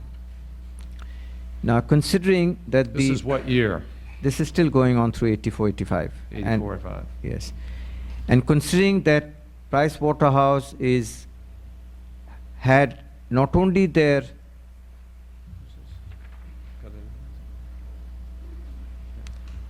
Mr. Khalil, as you describe him, is he a shareholder in BCCI? he's deemed to be a shareholder in BCCI. What does deemed to be mean? Because subsequently, in Pricewaterhouse's report, which I'll refer to, they have said that for several years they have not been in touch with him, and we don't know what his status is, and whether he's left or whether he was ever there. What's his relationship to the bank? Well, he has been very close to the bank, at least his name has been very close to the bank in terms of being a shareholder of the bank and also a shareholder of CCH First America. So in that A capacity. shareholder of CCH First American. Yes. Was he somebody who you came to understand was a convenient purchaser of stock and somebody in whose name shares moved back and forth from one Well, entity? in the investigation I carried out in March, April of 1990, which I'll refer to later, we concluded that we could not be certain about the status of A.R. Khalil, but effort should be made to find A.R. Khalil and get his documentation done. If Have you there ever was- met him? I've never met him. Has anybody ever met him? I don't know. Is he a real person? I don't know. Could he not be a real person? Could be. Have you heard that? I read that in some papers and things afterwards, but I mean, But you considering don't know the answer. I don't know the answer. Excuse me? I don't know the answer to that. But that same Khalil to whom you're referring was made a substantial shareholder in the First American Bank, is that correct? Yes, sir. But you don't know who he is? No, I don't know. No background? He's No- supposed to be a high net worth man from Saudi Arabia, and that's about all that was ever referred. Okay. Returning now to the 1984-85 transactions, prior to these losses, had the bank been incurring losses through any other schemes that you knew of? No. Indeed, till this year, every year had been a financially good year, and this is why I'm very depressed to read allegation that the bank was not in profit. I mean, the business of the bank grew, the deposits of the bank grew, and indeed, because of the network of the bank, its trading business, it became known as the trading bank of the world, one of the trading banks of the world. And in banking terms, there is substantially more banking income for doing trading business because of the commission and foreign exchange earnings that you get from international trade compared to just personal loans, which has a fixed return, etc. So everybody who knows banking would say that it'd be far better to spread your activity not in fixed-term loans with differentials, but to add on by actually associating in the business in terms of commission and exchange income. So the bank was going for bucks, bigger bucks, faster profit. Yes, I mean, but I mean, trading is not something nasty and wrong in the first instance. And many banks do trading. No, but it's a question of who's doing it, isn't it? Well, by the last year that I was there, the bank was doing about $18 billion worth of global trade. Considering that global trade is over 3 trillion, that's not a big sum, but it was a very big sum for an 18-year-old bank. And that was a very big source of its international income. Now, prior, so it's your testimony that in 1984 and 85, this is the first loss that you became aware of? Yes, well, 85, 86. 84, they started the activity in this manner. And 85 and 86, it was yes, loss. The loss. Now and that loss, Price Waterhouse, again, what happened is that they did not find this loss in the September audit. And again, December audit was complete for the rest of the world when they informed me suddenly, the partners, that they have come across these irregular transactions in Treasury which will lose between 300 and 500 million, which was equivalent to the whole capital of the bank. So I was stunned that they should tell me late in January that something of this nature has happened. I said, these must be going on for months together, if not years. What happened? And they fudged and they fummed and they said, well, and I said, you say they fudged. They never gave me a good explanation as to why they didn't find it before. I said, look, the department has hardly 10 people. It has maybe 100 files, and they're all sitting in one small section of one floor. And all this is happening over there. We are supposed to get confirmatory certificates from the counterparties, and the counterparties were all top names like Goldman Sachs, Salomon Brothers, and all these big names. I said, how can you have been auditing this and not knowing that such positions are being taken? The technique of auditing Treasury is well established. It's not new. I mean, it's new to those who don't know how to do it, but it's very well established. And they had special Treasury-related audit experts who were doing the Treasury audit. Now, just to be clear here, at this point in time, these losses were incurred under which company? The overseas? Under overseas under head overseas office. Entity. Head office, Grand Cayman, yes. And to this point, ICIC didn't figure into this? Not as yet. ICIC is a parallel situation. I'll come back to that. It's a parallel situation. Completely parallel to the bank. ICIC is what we would call the bank within the bank. Is that correct? Yes, sir. I will come back to that just now. Okay. Now, let me just understand for the record here. The impact of these losses of some, was it 400 million? 430 million. 430 million. The impact of the loss was to wipe out BCCI's capital, was it not? Yes. Effectively. Yes. So here's a bank sitting here, suddenly stripped of its capital, right, and deeply entwined with a number of people who had big loans but weren't paying them and possibly weren't capable of paying them, correct? Yes, sir. Yes, sir. Okay, so what was the next step? Well, they insisted that they could only certify the accounts after we close out the positions, and we were very, upset that if you close these positions very abruptly, you lose even more. But they were not willing to wait to close on due dates. So we lost over 430 million in this. Well, now, in fairness, that was a good call by Price Waterhouse. It was. It had to be done. But there are mechanics, if anybody understands Treasury, of doing proper closing. You can buy, rebuy, resell, forward contract, instead of just abruptly saying, I cut. The moment you cut, the market responds and they take a harder position on you. Mm-hmm. And I think the whole of Chicago and New York must have been horrified that this little bank had taken this sort of position and was closing up. So anyway, so at that time we were literally stripped of capital. Mr. Abadi went to Abu Dhabi apparently to try and salvage something from Sheikh Zayed and all. And the next I knew is that 150 million was being raised to compensate for this. And this arrived quite abruptly, 150 million, and I was thinking the general news was it was coming from Sheikh Zayed or somebody from Abu Dhabi. But I pressed Price Waterhouse if they were aware how this was happening, because they were on an ongoing basis watching the situation. And indeed, Ernst and many partners had got in the act. Their experts had come because effectively the whole group was finished. And so Ernst got very, very upset that one bank in the group had caused the whole group to go down. And earlier also they wanted to be auditors of all the banks, but somehow overseas remained with Price Waterhouse. Now let me ask you at this point, Mr. Rahman, we're into 1986. Previously, in the early years of the 1980s, were there not some accusations about the bank having been involved in some irregularities in some of the markets in Europe?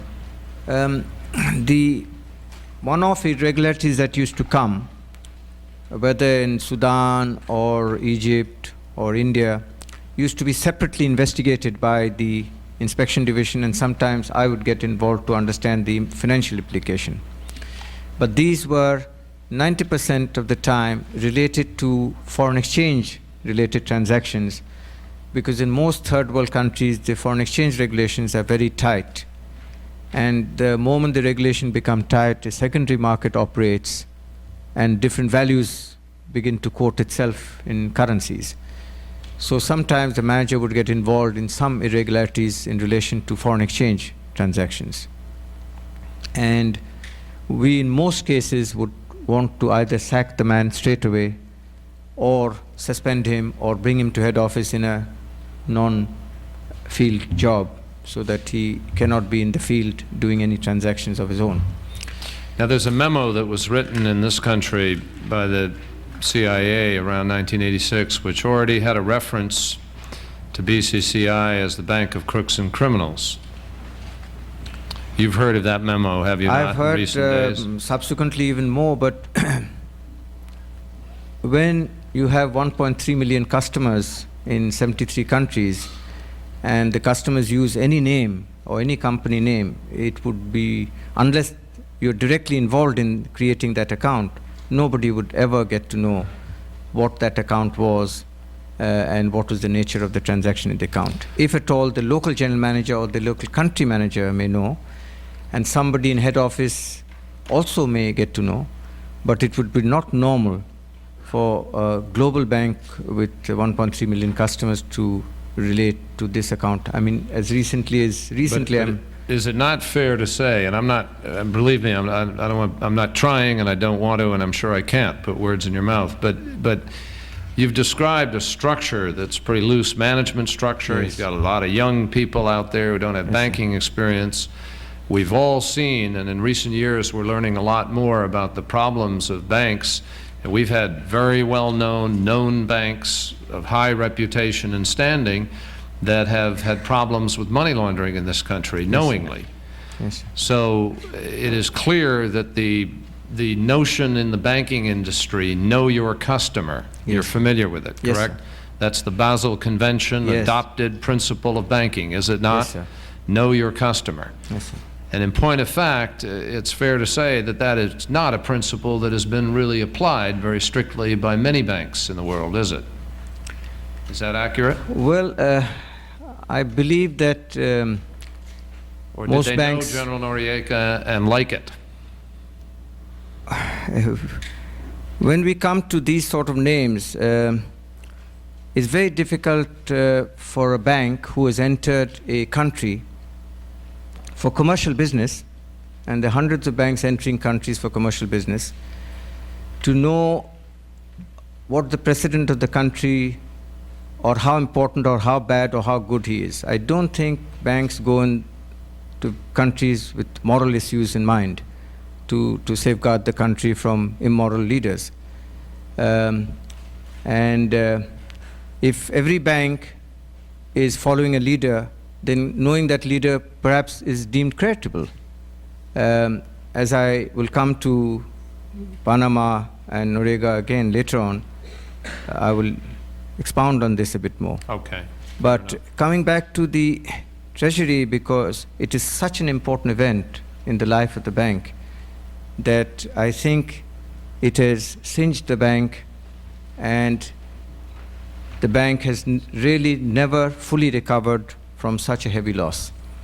But coming to the 150 million, I pressed Price Waterhouse to try and explain, and they explained that the trustees of the Staff Benefit Fund, and here is where ICIC is coming in, has contributed this from the Staff Benefit Fund.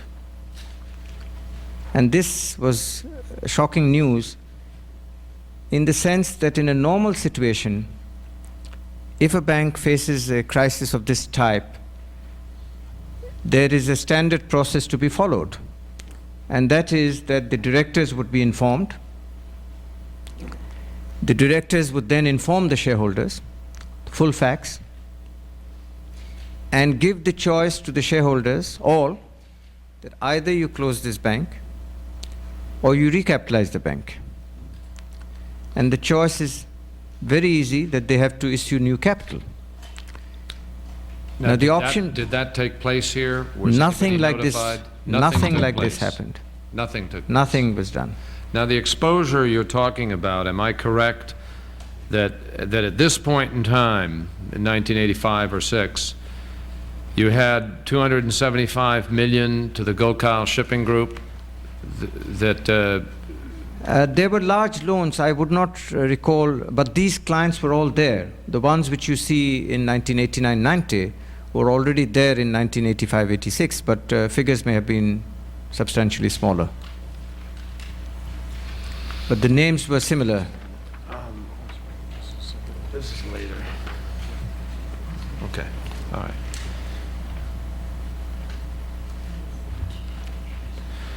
Were you concerned about the possibility of a run on the bank at this particular moment in time? It was kept an incredible secret. Not more than 4 or 5 people knew what had happened, because it had happened in a very specialist area, not affecting the commercial banking around the world. Because it was this unique It was a unit, set aside. Exactly. It is a small unit under 10, 12 people, directly under the chief executive. Okay. And so there was hush-hush talk that there had been some loss. We heard that there's some loss, but nobody guessed how big and nobody knew why. And it was isolated from the rest of the bank totally. The rest of the bank was audited, closed, certified, everything. So it wasn't anything to do with the bank. So anyway, in retrospective, I felt that the reason why the board and others had agreed, and the rationale given was the bank was collapsing anyway, and the staff would have lost their job anyway, and their savings would have gone anyway. So you might as well use some of this to try and salvage the bank, which I suppose in a very broad commercial sense, moral sense, made meaning, but it did not follow the technical steps. So who bailed out the bank? There was no technical process implemented to deal with this, but the bank got bailed out. 150 million of it got bailed out. Only 150 million. 150 million. And that was bailed out partly from ICIC? No, wholly from ICIC. Only ICIC. Wholly ICIC. From the staff benefits part of ICIC, there are different parts of ICIC, I'll explain that. From the staff benefit fund. side. Now, at this point in time, you still understood ICIC to be the golden nest egg for you people who had been in the bank early and Exactly. for employees. Is that Exactly. correct? Exactly. Okay. Now, what happened after the $150 million came forward? Well, that I was then informed. I pressed Mr. Abadi and he said, yes, we've done it, but don't worry, more is coming from other shareholders, and you'll soon see a complete revival, and we will have more capital and more shareholders, very heavyweight. And indeed, soon after that, the very powerful Saudi group, Khalid bin Mahfouz, who were one of the richest group in Saudi Arabia, who owned National Commercial Bank, which is the biggest bank of Saudi Arabia, took up a very big chunk of the bank. How much? They had a right to go up to 30% of the bank. And they also gave capital notes of about 300-400 million, which was redeemable into capital after so many years. So that genuinely gave the bank a new lease of life and a new strength, because up to then, most of the capital was from Abu Dhabi, which meant you were loading yourself on a single country rather than spreading it out. And this brought a very major shareholder from Saudi Arabia, which is much, much bigger than UAE. So we managed to live out 85, 86, and we continued to have a fairly good growth till 1988, and then we have the situation with the drug. Situation with the drugs. With the drugs. You're referring to Florida now. Florida case. Now here again, I must again explain the structure of the bank, that each area was allocated to some general manager, and he was like a regular mother hen to that and would not like interference from other executives. And if anything had to be discussed by him, he wouldn't think it worthy to discuss with another general manager, but only with the president. So he would only take it to the president or deal with it himself. So the general manager for USA, who was originally Mr. Shoaib, was at that time Mr. Amir Siddiqui, AMEER-SIDDIKI. He was based where? He was based in London, but overseeing the whole of the Americas.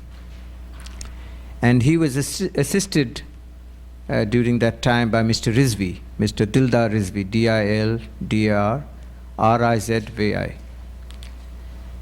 So they alone oversaw the operation. We had also a very senior banker, Mr. Shafi, who was based in Miami. And we had a very senior assistant, Mr. Sakhia, S-A-K-H-I-A, also assisting him in Miami. So there were enough executives overseeing what was then not a very big operation at all. It was a fairly small operation by the total global size. What did you understand the BCCI operation in the United States to be then? Just that we had started 4 or 5 operation, 4 of them as OBUs, meaning you can do foreign business and you can bring foreign deposits. You could lend locally, but you couldn't raise money locally. And all the money had to come from Middle East, from Latin America or somewhere else, but it could be lent either abroad or it could be lent locally. So this limited the risk for the US citizens.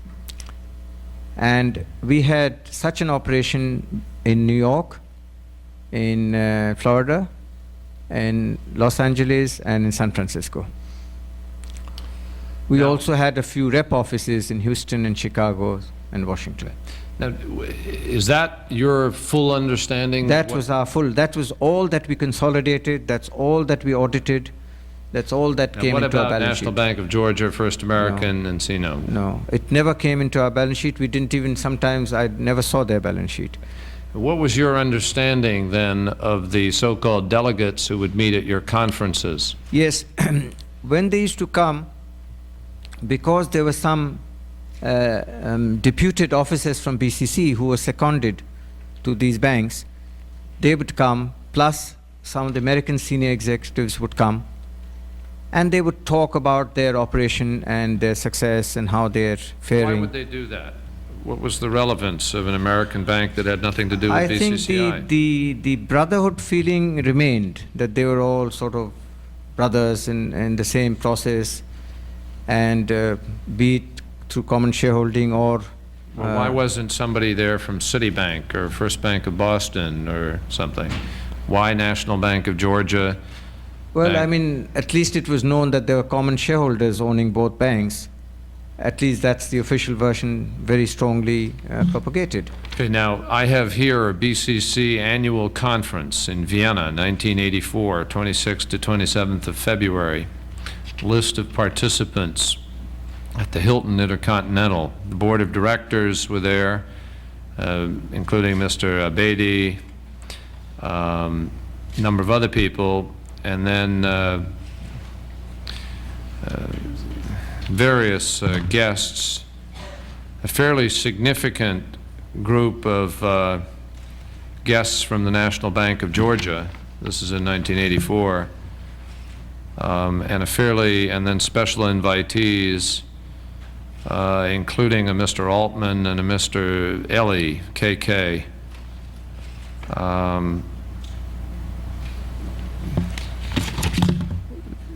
Were you at that meeting in Vienna?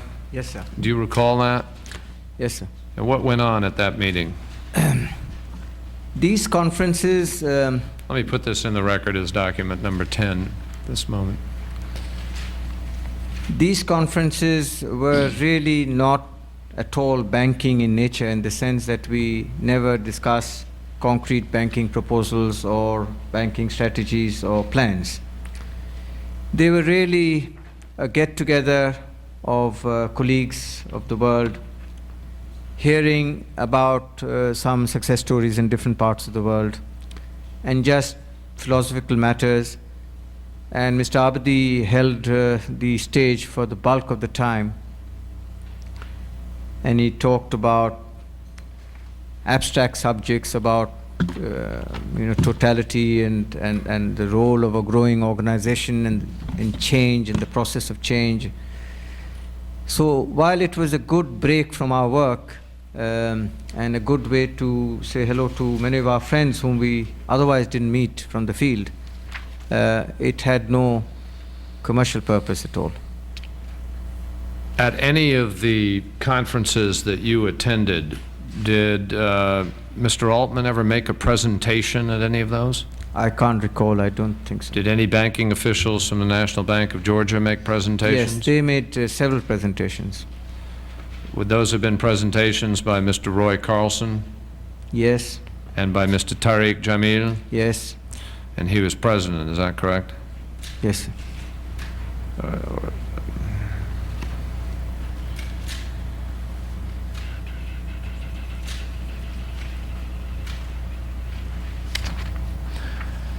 Now, coming back, you were describing the beginning of the drug problem and the structure as we were going down to Miami in 1988, correct? Yes, sir. All right. We were having one of our smaller conferences where about 100 delegates come from different parts, which is somewhat more concrete in terms of programs for the next so many months, etc. And we had delegates from all over the world, including from America. And during the Sunday conference, or Saturday conference, one of the weekend conference dates, we heard that some of our staff had been arrested in Tampa in relation to drugs. I assure you that 90%, if not 95% of us were shocked, because A, we didn't know what drugs and drug was in our banking term. We didn't know or understand what this money laundering was. These are all events which we have learned very intimately in the last 4 or 5 years. Prior to that, it was not even a subject which ever was discussed at any conference or any discussion or any small meeting that I have been there. The rationale that was given to us of the episode was that a very young officer who had never been in banking but was related to Mr. Akbar in Grand Cayman had been holding a green card here, doing odd jobs, had tried to enter BCCI in Miami, had not succeeded, and he was taken by Mr. Akbar and put in Panama directly. Now here you have a totally raw man entering banking directly under an overview of one of his relatives who happens to be in Grand Cayman. And in Panama, lifestyle Let me just being... understand. This is the same Mr. Akbar who had invested money in the commodities loss. No, that's a different Akbar, Mr. S.M. Akbar. He's a completely different man. Completely different. Different man. And He's in charge of Grand Cayman operation. He was based in Grand Cayman. Fine. And the Mr. Akbar that you referred to who invested the money in the commodities, Yes, sir. did that Mr. Akbar personally profit from BCCI's $400 million loss? Well, the more I looked into it, the more incredible it appeared that the transactions that were being booked had no commercial sense, and they were literally going way out of the market direction and expectations. And the further out of the market you go, the bigger is the premium that you receive. And he was taking positions on silver and on 20-year bonds, suggesting that 20-year bonds would be 7% or 6.8% and things like that, which anybody who understands Treasury knows that how deeply discounted it would be if you project that sort of thing for 20 years. And yet he was taking those sort of positions for premium. Did Mr. Naqvi profit from the loss? Somebody has profited a lot. Somebody has profited, and since only 2-3 people are involved, I can only allude. Was Mr. Akbar fired after he lost the $400 million? He was released. Fired would suggest a very serious term, but he was released gently. And as far as I know, he even took his company car and other benefits. And later on, his company was even given a credit line. Capcom was given an official credit line. So by he BCCI. went to Capcom. He went But to Capcom was a piece of the bank, was it not? Capcom was a separate trading brokerage company set up by the bank. by Mr. A.R. Khalil and Mr. Akbar and by Mr. Ziauddin Akbar and others. So he was a shareholder. He then declared himself to be an official shareholder of Capcom. And he continued with Capcom after formally leaving the association he went with the straight bank. there. Yes. All right. And what did you learn later about Capcom? Well, to start with, it was quite clear that many of the transactions which the bank was apparently doing was being routed through Capcom, who obviously was scaling out the differentials or much of the differentials themselves.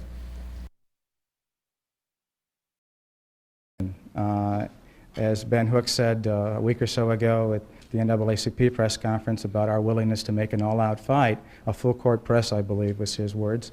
And the reason everyone up here has spoken so passionately is because we do believe that Clarence Thomas must be defeated because of his record in judicial philosophy and where we are in this country with respect to civil rights, where the Supreme Court is, and what the dangers are. We honestly believe that another right-wing conservative in Clarence Thomas is firmly ensconced on the right wing of the Republican Party. We could lose overnight fundamental constitutional and civil rights. There are differences between Clarence Thomas and Robert Bork, one being over natural law, of course. But there are many similarities, and that is one reason we have to oppose Clarence Thomas. Let me go. I'm sorry. I don't think it was answered. But do you think that Clarence Thomas's judicial philosophy is more dangerous to your agenda than Judge Bork's was? Well, again, I don't think I can give you quite as clear an answer as you want. With Robert Bork, and some people forget this as to why Robert Bork was defeated, with all due respect to the Civil Rights Coalition and others, Robert Bork defeated Robert Bork. Robert Bork, over a period of quarter of a century, basically condemned every civil rights decision, virtually every civil rights decision, going back 60-something years. So there was a very clear record with how harshly he considered the major landmark decisions. With Clarence Thomas, there's a lot of that. There's certainly a lot of criticism of major civil rights decisions. There's a public record at EEOC and education that distinguishes him from the Bork record. And then there are some judicial philosophical views, like on natural law, that separate the two. So I guess the bottom line is that in both cases, we strongly oppose those nominations, sometimes for very similar reasons and sometimes for some different reasons. Yes, sir. Despite the opposition of your group and a growing number of groups, the White House is counting on losing perhaps only one Republican, Packwood of Oregon, when the vote comes around, and several Democrats have already said favorable things about Thomas, including Southern Democrats. How do you expect to tilt them against the nomination? Joe Rao addressed this briefly by giving you a historical context, and as always, it was complete and accurate. There's always a presumption in favor of a presidential nomination, whether it be executive branch or judicial branch. But it is a rebuttable presumption. And let's face it, the odds usually are against us on so many of our campaigns. But many of the times, if not most of the times, we're able to bring together a coalition nationally and on Capitol Hill. As Joe said, just in the last few years, there was the Bork nomination. We could also think about the nominations of William Bradford Reynolds and William Lucas and Kenneth Reiskamp and Jeffrey Sessions and many others, where at the beginning they said you can't get more than 20 or 30 votes. It's impossible to defeat this nomination. It's not impossible to defeat this nomination. I believe that this first month has been pretty much a fluff campaign by the White House. You've had, understandably, the White House focusing on the personal history of Clarence Thomas in refusing to focus on his judicial philosophy and on his record at EEOC and at the Department of Education. What we want to do over the next 6 weeks prior to the hearing is to refocus public attention, the press attention, and the Senate's attention on the facts. And we're convinced if people will listen, if people will study the facts, the Senate will not confirm Clarence Thomas. Let me go over to this other side. Yes? If you were successful in defeating Judge Thomas, President Bush is almost certainly going to nominate somebody else who is also opposed to affirmative action, who is also opposed to abortion rights, and who has many of the same views as Judge Thomas, and who most likely will not have grown up poor and black for whatever lesson Judge Thomas may or may not have drawn from that. Are you prepared to wage a whole series of fights? How are things going to improve realistically given this president and the agenda of this administration? I am not sure, of course, what President George Bush will do when Clarence Thomas is defeated. But I think Joe Rao and I, in my initial remarks, harken back to the nominations of Carswell and Hainsworth and ending up with Justice Blackmun. And I can assure you, if we have to, we will fight 2 or 3 or however many nominations we have to consider over the next few months or however long it's going to be.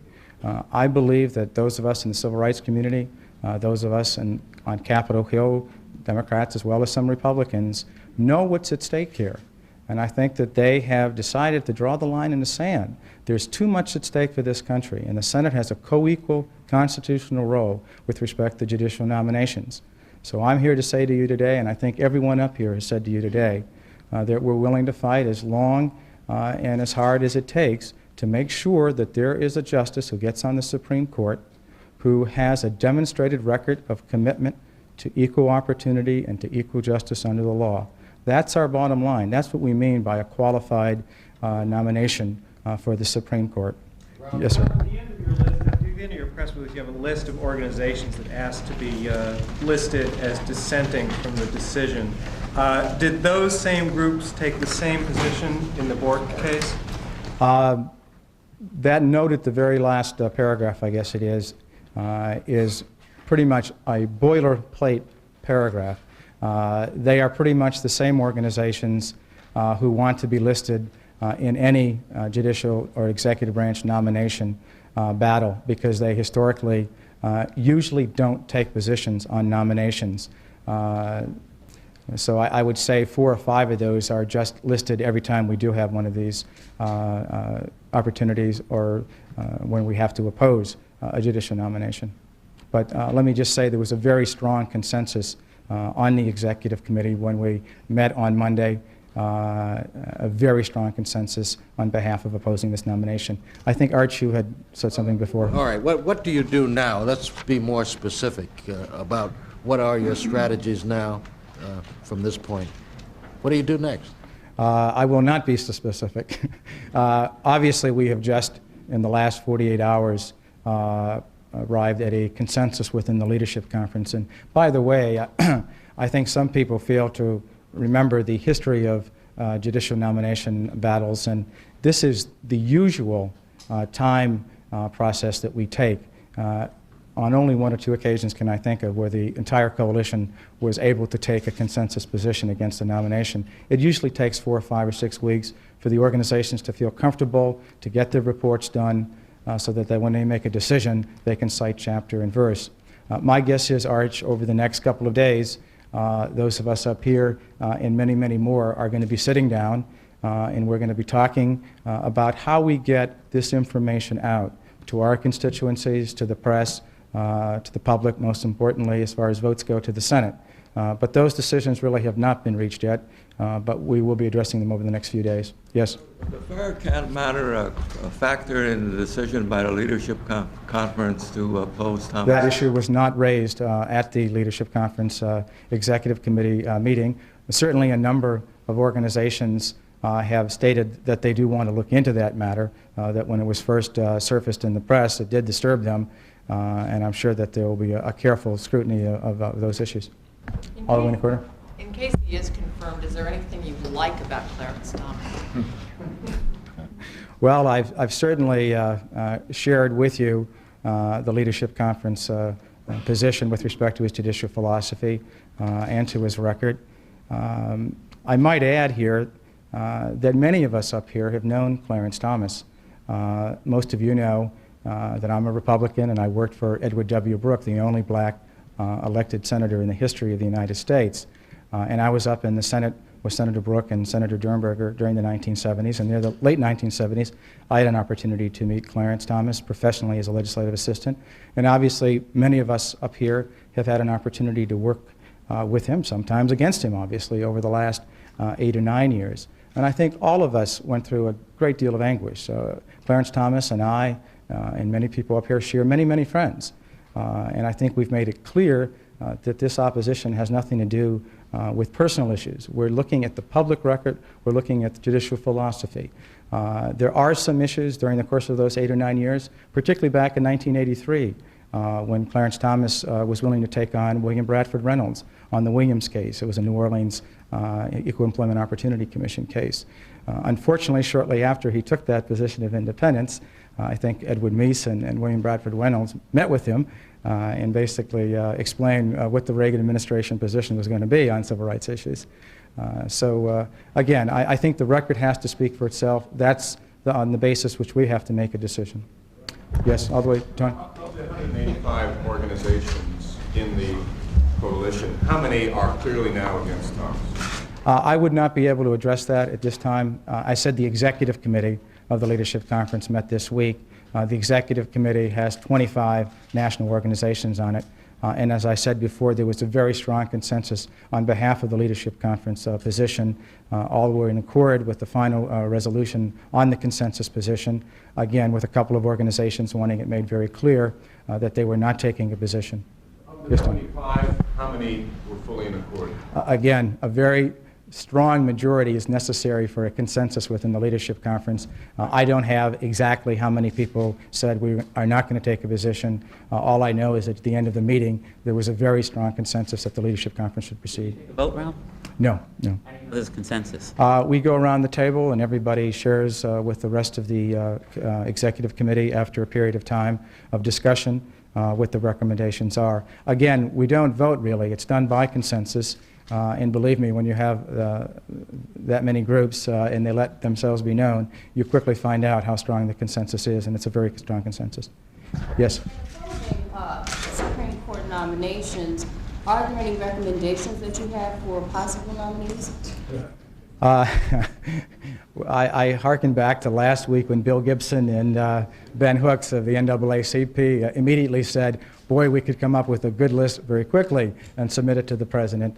Obviously, we would have liked and still would like at some time to meet with the president or his advisors, or to submit a list of qualified nominees or prospective nominees. Let's face it, there are a lot of well-qualified black Republicans or Hispanic Republicans or women Republicans who have the public record in the judicial philosophy, the demonstrated commitment to equal opportunity. I mentioned Edward W. Brooke. I certainly would put him up there as a lawyer who was a senator and a former state attorney general. William Coleman of the NAACP Legal Defense Fund, or Bill Brown, who was chairman under Nixon of the Equal Employment Opportunity Commission. The list goes on and on and on. I guess that's why so many people were incredulous that the president said that Clarence Thomas was the best qualified in this country. Not only is he not the best qualified person for this job in the country, but there are many black Republicans and other Republicans who are minorities or women who are much more qualified to be a Supreme Court justice. Yes? Going back to the point of what you're going to do now, Clarence Thomas has met with 57 senators. Congress is out of town. His confirmation comes up the first day Congress is back. Are you going to be spending this month contacting senators all over the country? What exactly are you going to do to get these senators to change their mind when they're on vacation? Sure. Without contradicting my response to Arch Parsons of the Baltimore Sun, obviously we will be engaged in an effort to share the information, the facts about Clarence Thomas's public record and his judicial philosophy with the Senate, with the public, and with our own constituencies. We are at this moment, and a number of organizations in and outside of the Leadership Conference over the last few weeks have been asking senators not to make any decisions until they have an opportunity to weigh all the evidence. That's in large measure what we'll be asking senators, both Democrats and Republicans, over the next several weeks before the hearings begin. They should remain open-minded until they have an opportunity to hear Clarence Thomas, and also have an opportunity to hear those who are opposing Clarence Thomas, and of course the give and take of the Senate Judiciary Committee hearings. The Senate Judiciary Committee hearings are always critical in any nomination. I think that's when the decisions are made by the senators. There's no question that the White House has tried a preemptive strike over the last 4 or 5 weeks to try to get a majority of senators who are committed before the hearings even begin. My guess is there are at least 65 senators who are truly uncommitted right now and who want to hear all the facts before they make a decision. In the rear? Is there a time between the Civil Rights Act of 1991 and the Thomas nomination, and do you see Senator Danforth's inability to reach a compromise with the White House as helpful or harmful to your efforts and the efforts of others who opposed Judge Thomas to defeat his nomination? Well, the confluence of events certainly complicates matters. I believe that everyone in the Leadership Conference considers the Thomas nomination and the Civil Rights Act of 1991 as two separate and distinct issues, and each issue must be judged on its own merits.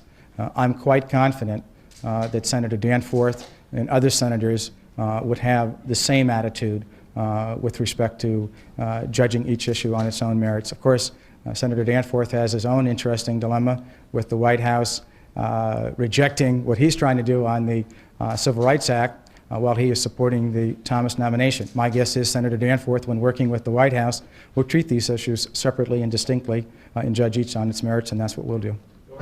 Follow-up, would you see any inconsistency in, you got 66 votes last fall to override the veto. Of course, you only need 51 to defeat Judge Thomas. Would you see it as inconsistent for a senator to vote for the Civil Rights Act of 1991 and to also vote for Judge Thomas's nomination? Well, we certainly hope that the 66 senators who voted for the Civil Rights Act and to override the veto would oppose the Thomas nomination. Certainly, there is so much at stake with respect to both issues. and there's no question that you know our principal targets, which would be those 66 senators plus some others. So hopefully a majority of the senators will vote for the Civil Rights Act, which I believe will become law sometime later this year. Most likely it's going to have to be with 2/3 majorities, since it becomes increasingly obvious that the President doesn't want a Civil Rights Bill enacted into law, that he's playing this for partisan politics, and that's all. But I'm also confident that we can get a majority on the Clarence Thomas Supreme Court nomination. Steve Holmes? Ralph, you've made much of Clarence Thomas's record at EEOC, the 13,000 unenforced age discrimination cases, the backlog, the decrease in settlements, the increase in time. Should a person be denied a seat on the Supreme Court possibly because he was a poor administrator of a federal agency? There's no question, and we did not address this issue directly, that his record, his entire record at EEOC in education should be something that addresses the issues with respect to qualification for Supreme Court nomination. However, I think that we were crystal clear in our reasoning behind our opposition when we addressed the record at EEOC and at the Department of Education. It was that Clarence Thomas, on a number of occasions, decided to inject his personal philosophy instead of strictly enforcing the laws passed by Congress and interpreted by the Supreme Court. That certainly applies to the age discrimination cases, to the pension issue with respect to retired older Americans over 65. It certainly applies. Earlier that he failed to prosecute those age discrimination cases out of neglect, not out of because he willfully defied the law. That sounds like an administrative problem as opposed to a philosophical problem. Well, I think when he testified, and he testified several times on this, that in the beginning, I think he started out saying that there were 75 cases that had not been addressed or had lapsed. But it happened over such a long period of time, I think it's safe to say that once he was on notice, over 6 months, a year, 18 months, or whatever it was, that it becomes more than just an omission. It becomes a decision not to enforce the law, and that's the type of thing that we're talking about. I think it's very parallel to what happened at the Department of Education when there were hundreds of cases under the Adams-Wheel decision, and there were compliance times that had to be met, and Judge Pratt basically said, without equivocation, that Judge Clarence Thomas at that time, was not acting consistently with the law. Maybe even more importantly than Judge Pratt's finding was that Clarence Thomas admitted it unequivocally on the record in a deposition. Ralph, several of you used the word hostile in describing the judge's attitude towards civil rights. That's a strong word. Can you all back that up? Well, I couldn't read the entire leadership conference report, and I'm sure you all wouldn't have let me. And there are other people who have released reports. I think hostile is the correct word to use, both with respect to what we've been talking about on the public record, but also his harsh condemnation of many of the landmark Supreme Court decisions on civil rights. Clarence Thomas does use harsh language when he's addressing many of the bipartisan civil rights policies of the last 30 years and many of the Supreme Court decisions that have come down. So I think all of us feel comfortable with that word. Why don't we have one or two more? Yes, Ruth? People are going to senators and asking them to keep an open mind and not to commit themselves one way or another. Ruth, we wouldn't mind if one or two or three or more decided that they would announce their opposition. But what we're saying is wait till all the evidence is in. Well, Yes. if you're urging them to wait till all the evidence is in, can you just discuss why it's appropriate for the leadership conference not to do so? We, of course, are advocates who have spent a lot of time going over the public record of Clarence Thomas, a process, I might add, that commenced before July 1st of 1991. Many of us in the leadership conference came very close to opposing Clarence Thomas at the Circuit Court of Appeals level. It was a very close decision. And basically, many of the organizations signaled to the public, to the press, to the Senate, that it would be a very different story if there was a Clarence Thomas nomination to the Supreme Court. because on the circuit court you follow precedent, on the Supreme Court you get the set precedent. There's no higher court of appeal. So I believe it is safe to say that those within the Leadership Conference and outside of the Leadership Conference who have taken positions have taken them on the basis of an exhaustive review of the public record of Clarence Thomas, exhaustive review of all of his speeches and articles with respect to his opinions on judicial philosophy.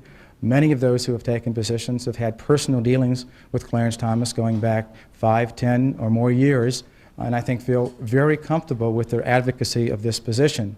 So I think it really is a question of responsibility, that having this knowledge and having a certain amount of time before the hearings start and the process begins in the Senate Judiciary Committee, we are under an obligation to make sure that we share these facts, that we share this record with the press, with the public, and with the Senate as soon as possible.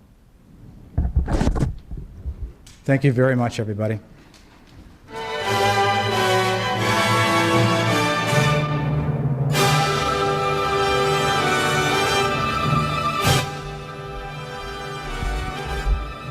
That concludes this news conference held today by the Leadership Conference on Civil Rights as the group announced their position on the nomination of Judge Clarence Thomas to the Supreme Court. Just a reminder that this program will re-air again tomorrow morning here on C-SPAN, just past 7 a.m. Eastern Time. Coming up next, we bring you a pair of speeches from a Washington Center forum. You'll hear first on the effect of the Gulf War on U.S. foreign policy by former Chargé d'Affaires of the U.S. Embassy in Tehran, Bruce Langan.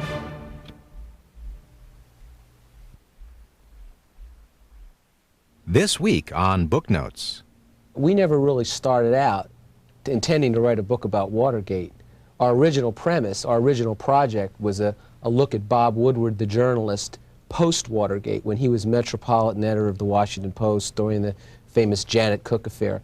And it was only once we learned about Woodward's military background, which Lynn talked about his relationship with Haig, that the whole ball of string began to unravel, and we found this incredible story about what was really happening during the Watergate period. We're not fools.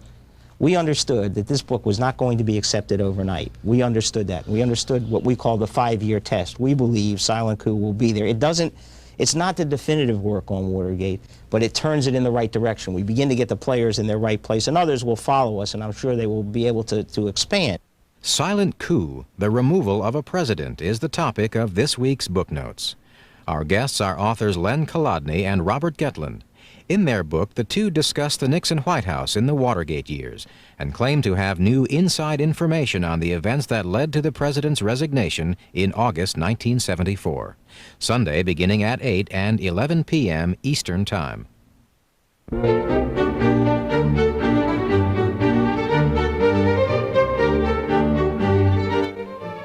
Coming up next, we bring you a Washington Center forum looking at the effects of the Gulf War on U.S. foreign policy and the future role of U.S. strategic intelligence.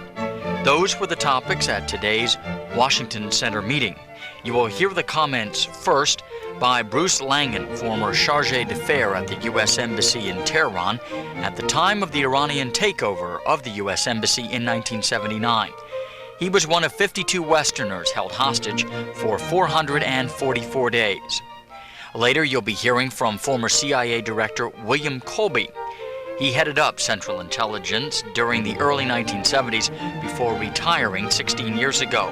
He now serves as a defense and security consultant to several corporations. The Washington Center sponsors seminars for college students from around the country who come to the nation's capital to learn about the governmental process and to receive briefings about current issues.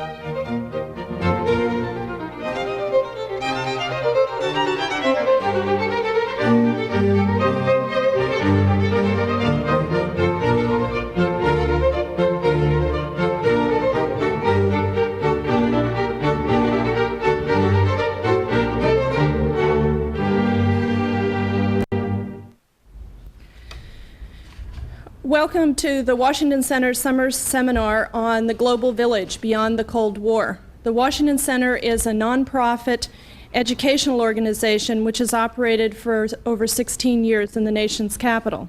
Over 16,000 students have participated in its internship programs or academic seminars, such as this one, and next week's dealing with the global marketplace. The students represent over 100 colleges and universities and several foreign countries. It is my pleasure today to introduce our speaker who will look at the Persian Gulf and the lessons of the Persian Gulf, Ambassador L. Bruce Langan. Ambassador Langan is a Minnesotan and holds an MA from the University of Minnesota and has served 3 years with the U.S.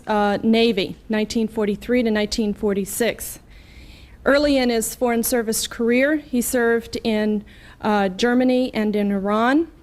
He has also served as the deputy and then officer in charge of the Greek Cypriot affairs in the Department of State. In 1960, Ambassador Langan was assigned to Karachi as political officer, and from 1964 to 1967, he served as officer in charge of Pakistan-Afghanistan affairs in the department. After a year at the National War College, he was appointed Deputy Chief of Mission in Kabul, Afghanistan. After his return to the department in 1971, he served successively as the Country Director for Nepal, Sri Lanka, and the Maldive Islands, and as Acting Deputy Assistant Secretary of State for Near East and South Asian Affairs. He was then appointed Deputy Assistant Secretary for European Affairs. He served as ambassador to Malta from 1977 to 1979. From June until November 4th, 1979, Ambassador Langan served as chargé d'affaires of the embassy in Tehran. He was among those held hostage in Tehran from that date until January 20th, 1981. From August 1981 until September 1986, he served as Vice President of the National Defense University at Fort McNair, Washington, D.C. He retired from the Foreign Service in 1987 and most recently has been Executive Director of the National Commission on the Public Service, a nonprofit organization dedicated to strengthening the public appreciation for public service at all levels of government. We're very pleased that he's with us today, and we'd like to welcome him to the Washington Center. Thank you, Ambassador.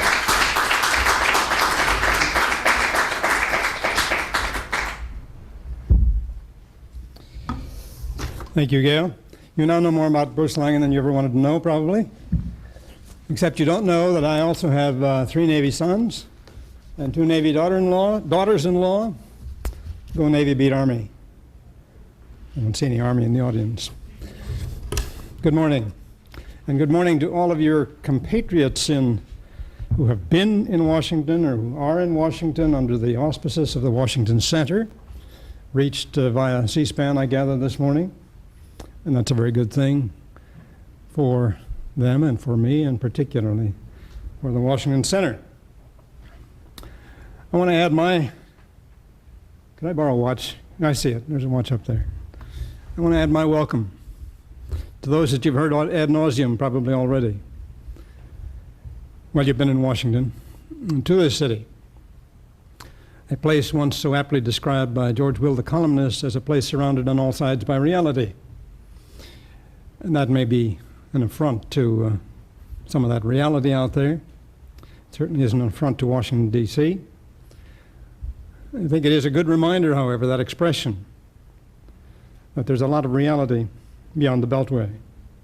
And that's a good reminder, particularly to those of us who serve and live in this town of Washington, D.C. I've been here for now 42 years and running, and I love it. I was caught up in Potomac fever rather quickly after I came here. 42 years in and out of this place. And I suspect that many of you caught it too during the time that you've been here, or will catch it. And I would say to all of you and your colleagues, don't waste a minute of the time you've got in this town. Don't waste a minute of enjoying it, learning from it, being here in this place that in many ways, in many respects, is where the action is. You, I gather, are from all over the place. I know there's at least one of you from Washington, D.C., sitting down there in the front row, as I am. under the auspices of this program, the Washington Center, which I have known and with whom I've worked now for some time, an organization dedicated in the way it brings you to town to the best example of public service in our country.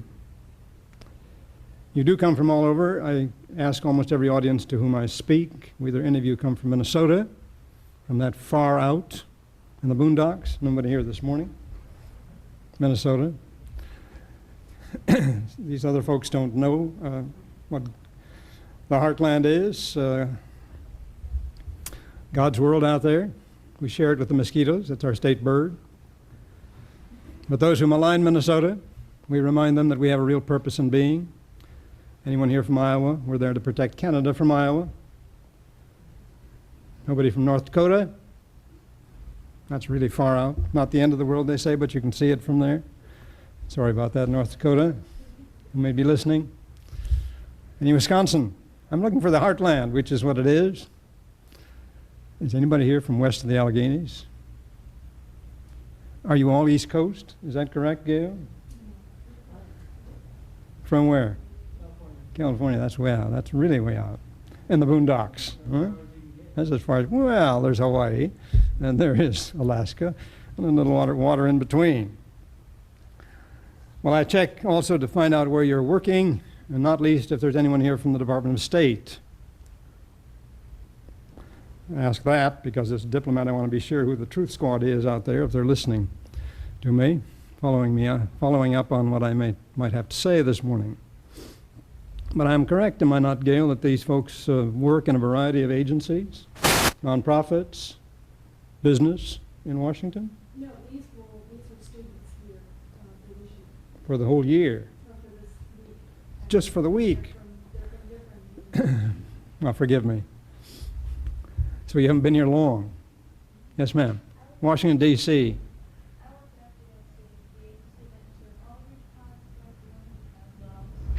Super. God knows we need that these days, huh? But you're from a variety of places, including California, and I'm delighted to see you, and I'm glad you're here. You've probably heard too often this morning, or during the time you've been here, even in the short time that you've been here, suggestions from a variety of places and people that you should consider careers in public service. You are, what, seniors, juniors in college, more or less?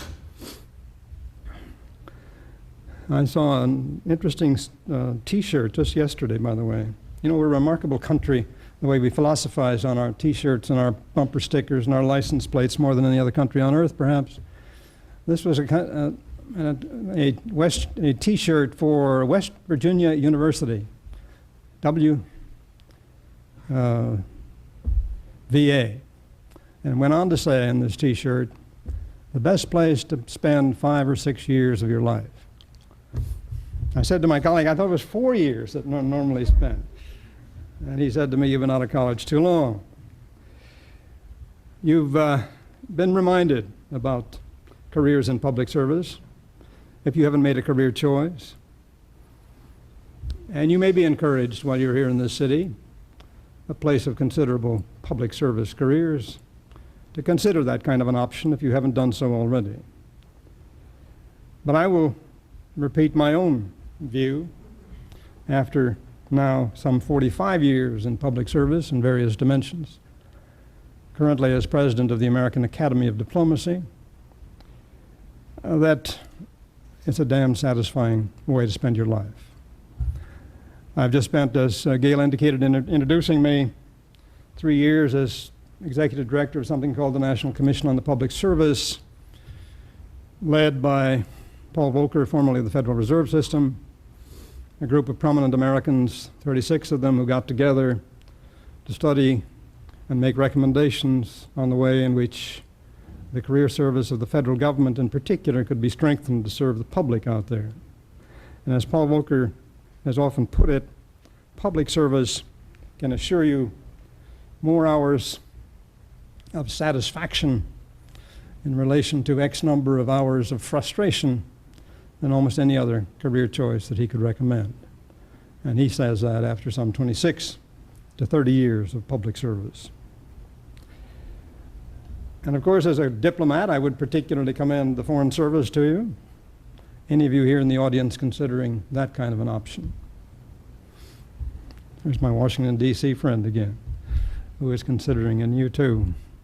If you haven't made that choice, or if you've got some frustrations or uncertainty as to what you're going to consider as a career choice, may I remind you about the Peace Corps of the United States. Some of you may have run into some of them.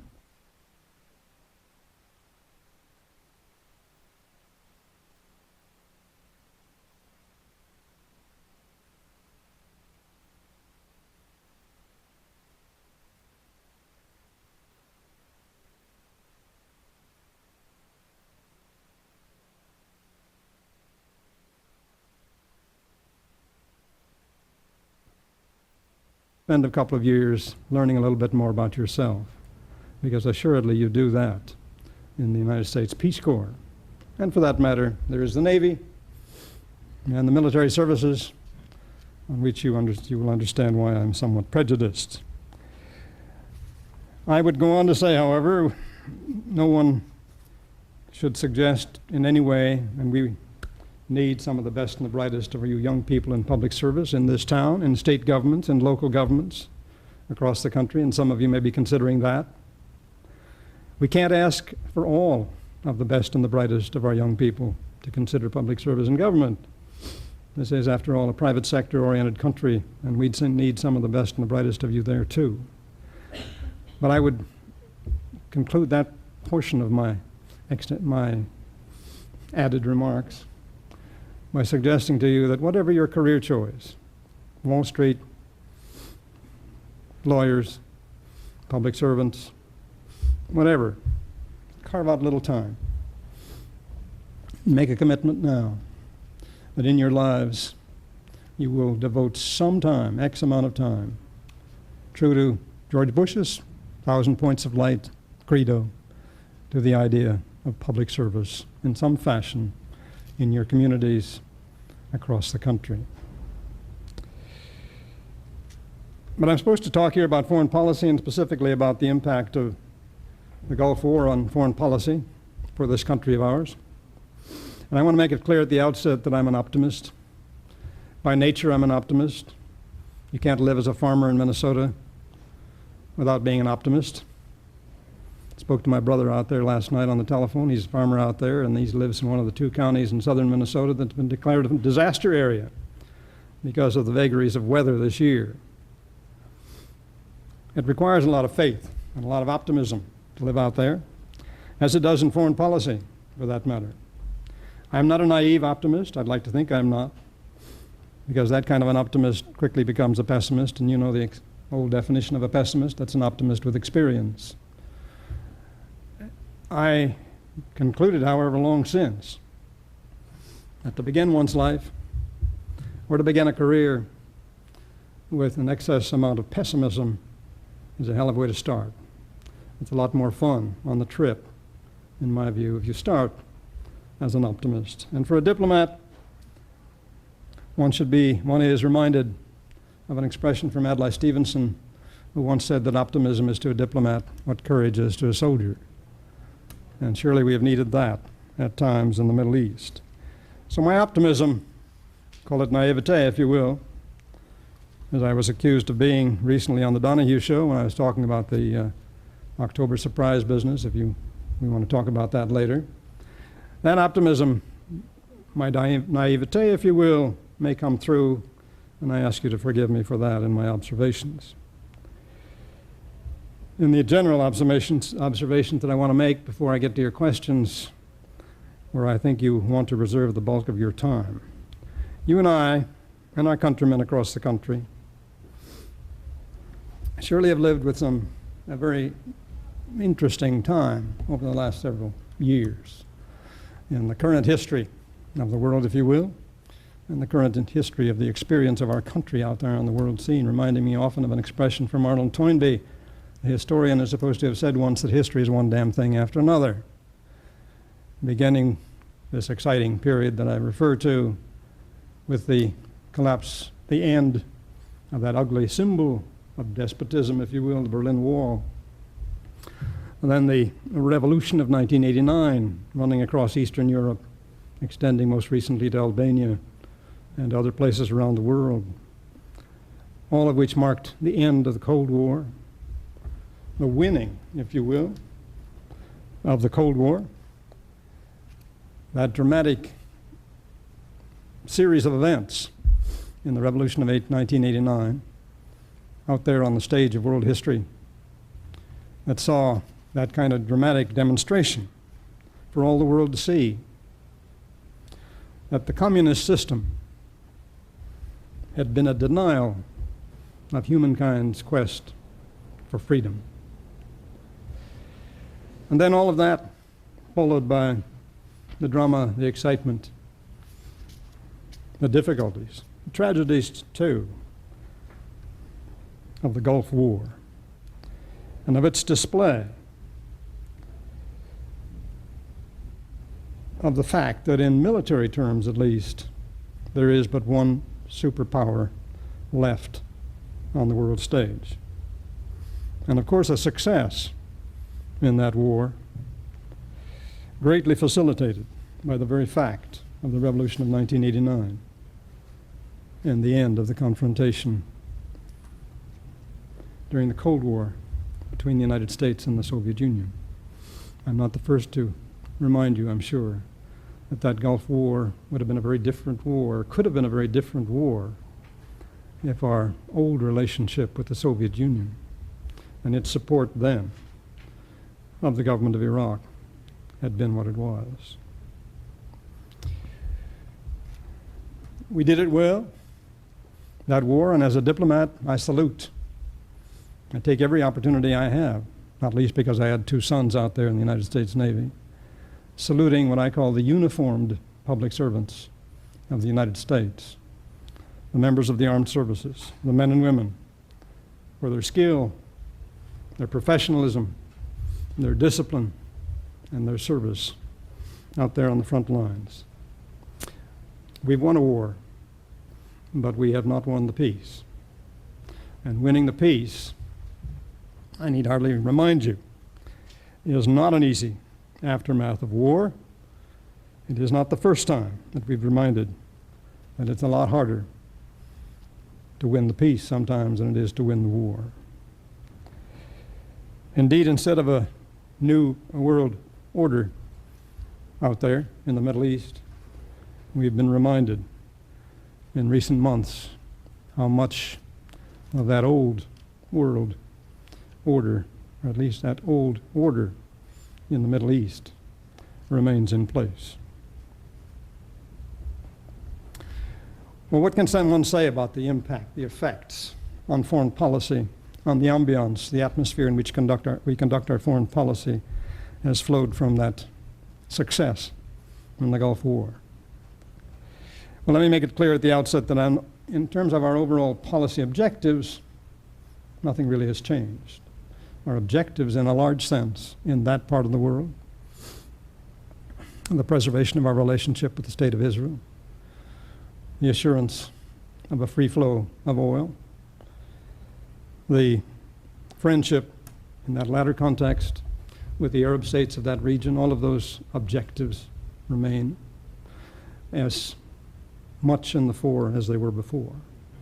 So it is the process that we're talking about and the prospects of achieving those objectives that we're talking about. And in that context, let me put my views about the impact in terms of 10 dimensions before I get to your questions. First, and at least for the short term, there is a greatly increased sense of public confidence among the American people in how they see themselves on the world stage. We feel better about ourselves and about our capacity to exercise leadership on the world stage. And that is no small plus for the atmosphere in which this country's, any country's leadership approaches the conduct of foreign policy. A second dimension, the Gulf War confirmed in military terms what was already obvious in political terms in the aftermath of the revolution of 1989, about at least the potential for American leadership on the world stage, something that has now seen George Bush go off to his first summit in Moscow and lecture the Soviets from a stage in the Kremlin itself, about their errant ways, if you will, in some dimension still in foreign policy in Cuba, from our point of view. The Soviets in the northern islands demanded by the government of Japan to be returned to them in the aftermath still of World War II, lecturing them as well on the degree still of their military spending and their budget at cost to all of the economic requirements that now plague the Soviet Union so massively.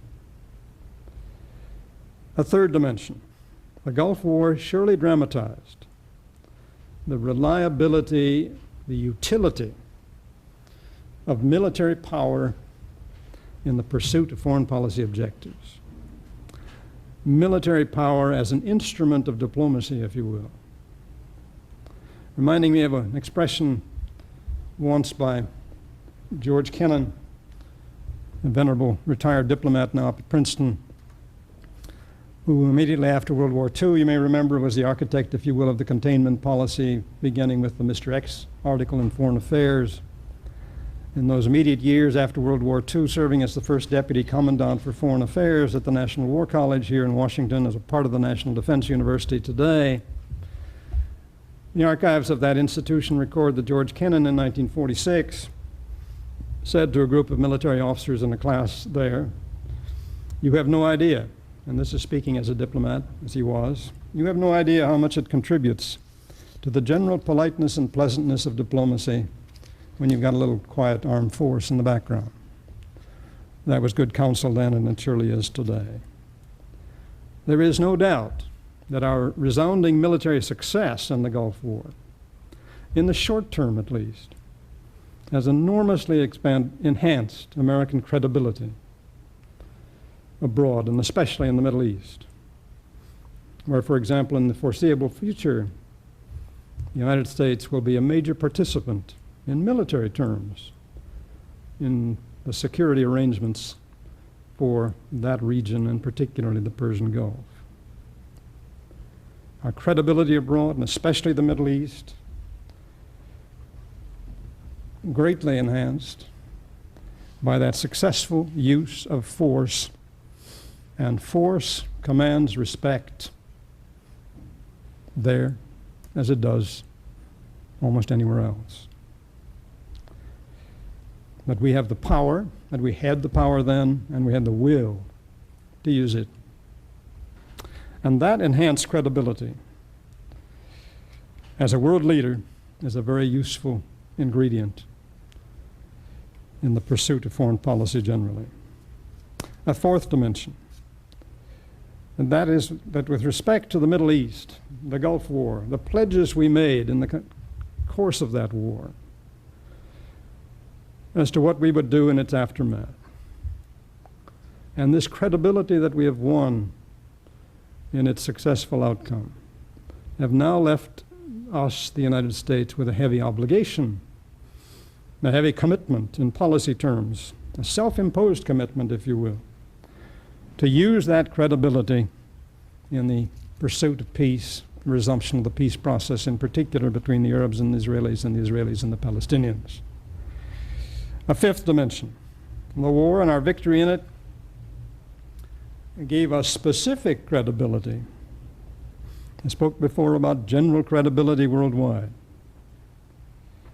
But we earned specific credibility with all of the parties to the Arab-Israeli and the Palestinian issue. Grudging, perhaps, from some quarters, even the Iranians and the Gaddafi in Libya, but apparently real credibility where it counts most, and that is with Syria. the current success on the part of Secretary Baker, and I use the term success, albeit that it is still early in the game, in building the basis for a peace conference, is an American show, and the Soviets are on the sidelines. And the parties know it, not least Assad in Damascus. A sixth dimension.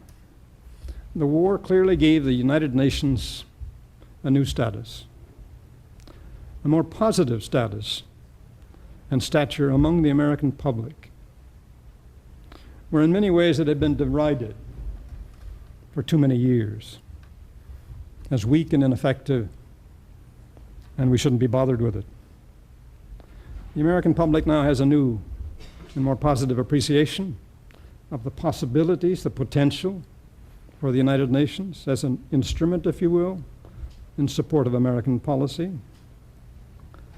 And for that matter, the United Nations itself now finds itself engaged in ways out there on the world scene, and particularly in the Middle East, that it has never before seen or been involved in.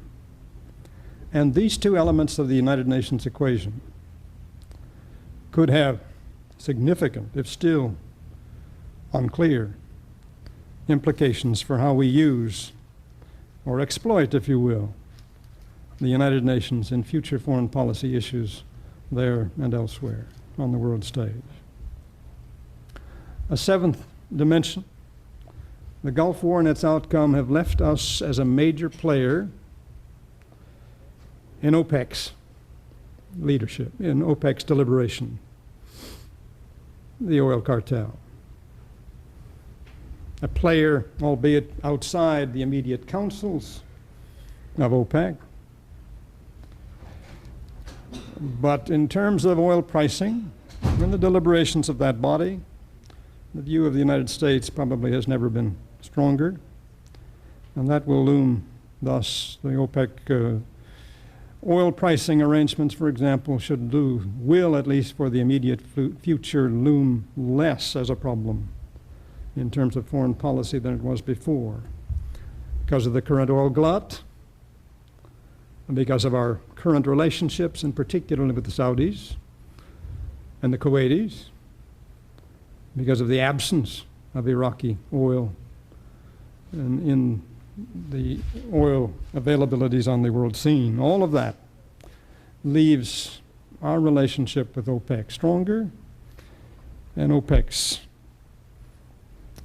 role less a matter of concern for the United States in foreign policy considerations. An eighth dimension in the aftermath of the Gulf War for foreign policy. That war, and especially its aftermath, I think, have reminded us that respect or for support for,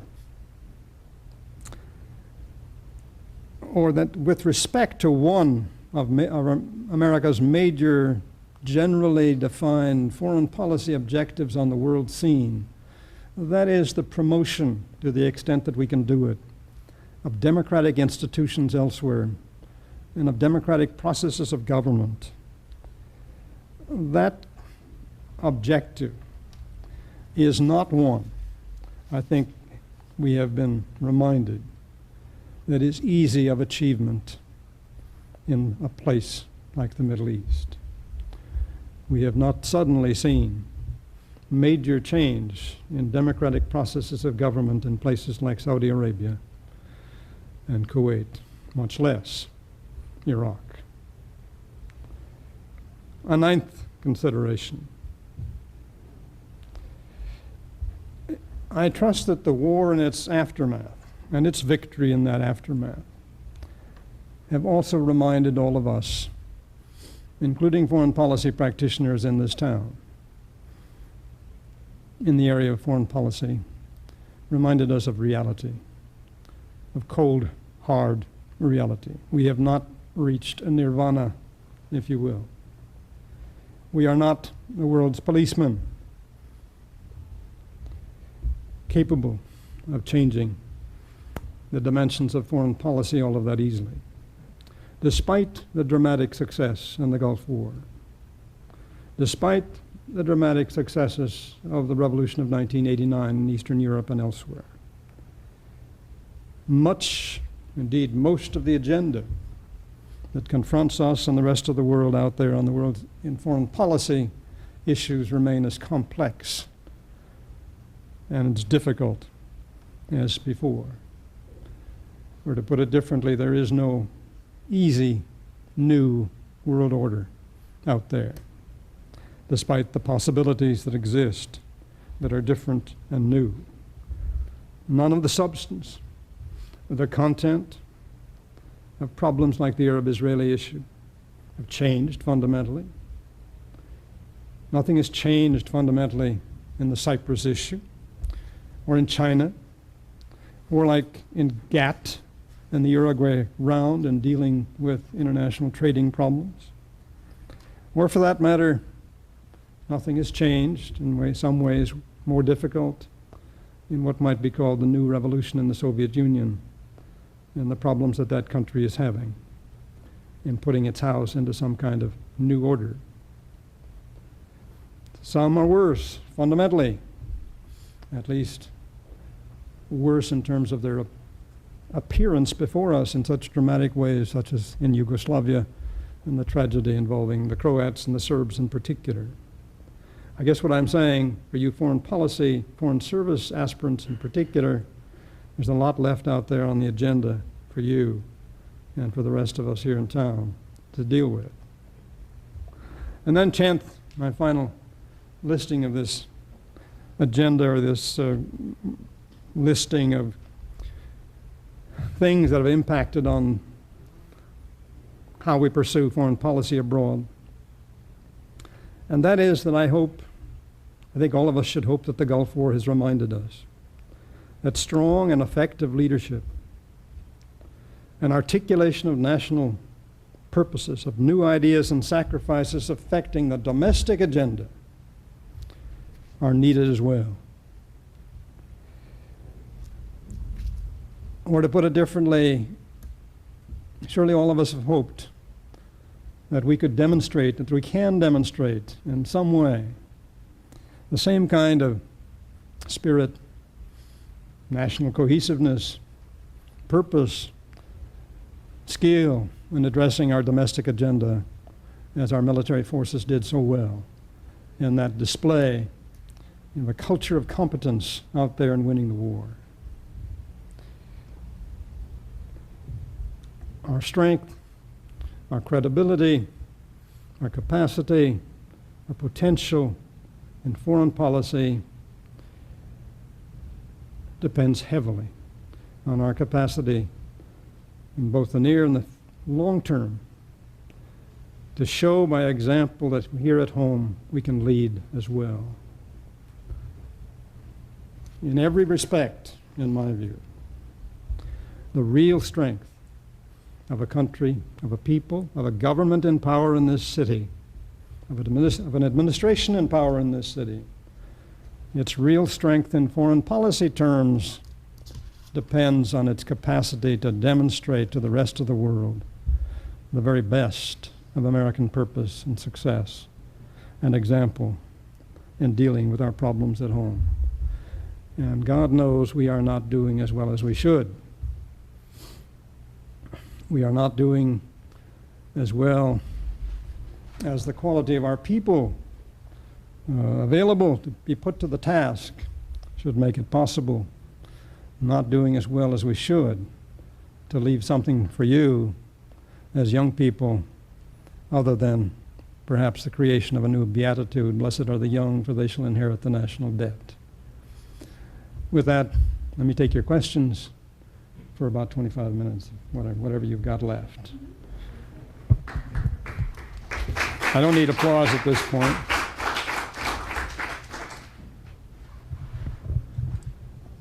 Yes, sir. Would you tell me where you're from? Yes, my name is Tom Higdon, and I'm from Eckerd College in St. Petersburg, Florida. I was just curious as to your opinion. Looking back over the past 10 years in the Persian Gulf region, And now things have come up where you could almost say that we helped or nurtured Saddam Hussein and a lot of the other enemies of Iran. Seeing what we had to deal with in the end, would there have been a cheaper course of action as far as lives, money, and military strength than waiting until he finally did something like this? I think the answer to that would have to be yes, of course. If we had lived, if we had done something differently originally, we learn from every experience. And that's part of the process of foreign policy too. We learn that we make mistakes, and we did make mistakes in our relationships with Saddam Hussein, tilting as we thought it necessary for broader strategic purposes in the Persian Gulf region in support of Iraq during some of those years of the Iran-Iraq War. And looking back on it with the benefit of hindsight today, yeah, that was unfortunate in some of its dimensions. As a follow-up to that, then, it's been the policy of the United States, or at least it seems, to support dictators to strengthen these regional policies, you know, to prevent communism, or in this case, to combat Iran. Would you say that in the future that would still be an option for Americans' foreign policy? I don't think it's been a given policy that we should always support X number of dictators in support of X number of foreign policy objectives. There are some instances that you can cite and that you have with respect to Iran, with respect to Iraq, with respect to some of our relationships with the Philippines where we have done that, and to our regret in the long term. I can only say that, you know, that there's a real world out there. And foreign policy implementers in particular, in our embassies abroad, for example, deal with a government in place. And they deal with the government in place in terms of the policy directives that they're given from Washington. One doesn't simply sort of set aside reality in any place in pursuing our interests abroad. Sometimes cold, hard, perceived at that moment, American national interests prevail, as we thought they did in the Iran-Iraq War, for example, when we were concerned, as we were, and to some extent rightly, with the potential for the export of Islamic fundamentalism throughout the Middle East and the instability that might result from that, affecting governments with which we were dealing and had to deal in pursuing our objectives in that part of the world. I guess I'm saying that we should learn, and I'd like to think we do learn, and we learned eventually in the Philippines, in time, to come to the support of Cory Aquino in that instance. In Iran, we came to that appreciation of our mistakes too late. In terms of our relationship with the Shah, we should have begun to change earlier. I cannot assure you that this government will forever and a day be clear, free of any kind of record of dealing with what you call dictators out there, authoritarian regimes. We cannot change the world quite that easily, but we can learn in the process, and I hope we've learned from this one. Yes, sir. Hello, my name is Craig McKinley from Ramapo College of New Jersey. I realize this lecture is supposed to be on Iraq, but I was wondering if you wouldn't mind fielding a question about Sri Lanka based on your knowledge and my personal interest. How do you feel the government or non-government there, due to the political upheaval and the different religions that are inhabited there, how do you feel that will come out, and do you feel there's any resolution? I'll have to cop out, if you will, on that question. I have not served in Sri Lanka. I cannot speak for Sri Lanka in terms of policy objectives. The situation there today, I really don't know it. My dealings with Sri Lanka are now roughly 20 years past, when I did not serve there but dealt with it in the Department of State briefly. So I'll have to say I can't answer that question. Yes. Mr. Torquist, University of the Pacific in Stockton, California. What do you think will be the outcome of the peace talks coming up? What do I think of the outcome of the peace talks coming up? I don't know. I will go as far as to say that the peace conference will happen. We were very dubious about that, skeptical about it. Some people are still skeptical that it will happen at all. that Mr. Baker really has in hand enough commitments yet to permit them to come to some kind of a conference somewhere. We don't even know where it's going to be yet. But I think it's going to happen. I think we have the clout, we have the credibility with the parties, as I suggested in my remarks, to almost require them to appear on the scene. We have a commitment from Assad to deal in this way, which is almost unprecedented. It is unprecedented, which is a powerful instrument. We have the Palestinians who are still not fully committed, but I find it difficult to see that they have any alternative but to find some way, even given the strictures that the Israeli government has posed in that respect, to attend. As for his outcome, well, I don't think any of us should go very far out on any branches. I think it will take place. I think in terms of a general opening conference, I think the possibility of follow-on direct talks, as the Israelis insist must then result, is there. But by no means are they guaranteed at this point. It could stumble, as in previous Middle Eastern conference did in Geneva a decade or so ago, or more ago. I guess I would use the old Middle East expression in saying, inshallah. That means God willing. As the Middle Easterners are wont to say, that it will happen and there will be some progress in a halting, difficult fashion. I don't see a repeat of the Camp David process dealing with only two countries, that is the Egyptians and the Israelis, where the president in effect hauled them off to Camp David and engineered a solution, a peace treaty eventually. It's going to be much more difficult than that, much slower, however slow that was. There is a window of opportunity, an overused expression. There are new circumstances in the Middle East as a consequence of this war affecting the Arab-Israeli issue. There is, I think, perceive a new attitude among Palestinians that they've really got to find some way to sit down with the Israelis.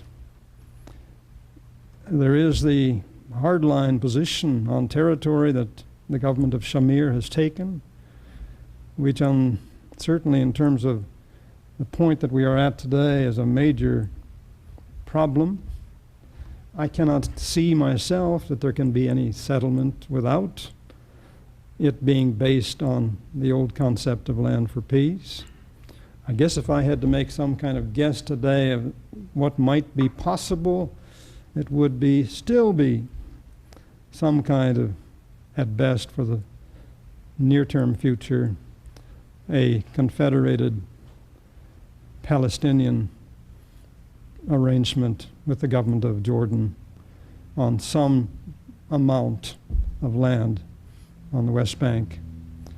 The Golan Heights with Syria, yes, I think that's possible, that something could be arranged there, despite the tough talk being heard from Shamir about no give ever on that point. If some arrangements could be made on military security affecting that small piece of territory, and I think that's feasible, then I think there is a deal possible there. I've been going out on some branches myself and saying some of these things. Yes. Yes, ma'am.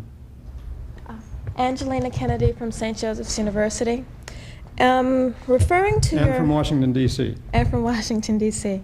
Referring to your number one about how our confidence has increased to engage in activities on the world stage, with regards to the coming together of one European community and NATO, do you think that we should overtly exert our leadership in that instance, or should we take a step back and let them work on it themselves instead of letting it be what we want for them instead of what they want for them.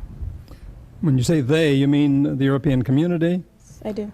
And some of their problems in terms of dealing with Yugoslavia, perhaps? And the coming together. And as they're coming one- together? Yes. Well, I guess I would say in a general way it is for them to work that out, as they have done to date. We are not a participant in the European community. We don't expect to be. It is an entity that Europe, the countries of Europe have put together, has been evolving since the Treaty of Rome in, 1960, encouraged all along by American policy, by government statements in this country, concern expressed, yes, along the way, often, by the United States over the possibility that it will result in a kind of closed place, complicating the potential for free trade on the world scene.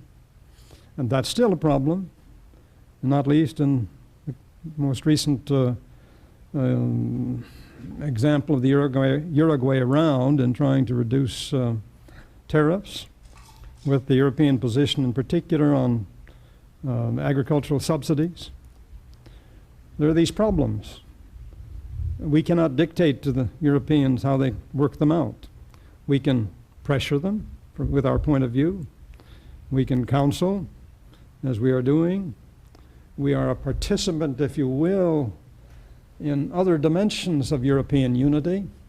That is the CSCE framework, where we and Canada and all of the countries of Europe are participants. We are a participant also with Europe, and thus indirectly in the evolution of a united Europe looking toward 92 in NATO. And that is an area also that has yet to be worked out in terms of future military relationships for the United States with NATO and with the European Union. All of these things have been evolving over the last couple of decades, since World War II, in remarkable ways. I have always been myself, and I think in general our country has too, been a strong advocate and supporter of the growth of a European Union, whatever the problems that might result in terms of trade, whatever the complications that might develop potentially also with respect to certain security. I'm all for it, and I'm encouraged by what's happened. Any other questions? There aren't many this morning. Yes, ma'am. Christina Riley from Villanova University. You just mentioned the CSCE, and I was just curious because you don't hear much about it, and I was just curious on your feelings with regards to that being a possible vehicle for worldwide security. Well, I don't see it as a vehicle for worldwide security. Was not put, CSC, the Council on Security and Cooperation in Europe, was not put together originally as a security instrument or an organization that had any kind of military clout. It was an outgrowth, a product of the evolving Western-Eastern Cold War confrontation. It resolved some of the problems affecting Eastern Europe at the time, or at least made them easier to live with, to deal with. It has evolved today into a consultative, if you will, a new consultative political organization that is unique and I think has a great deal of potential because it includes all of Western Europe and includes Canada and the United States. It's an organization that is a fledgling, if you will. It hasn't really got its feet on the ground yet.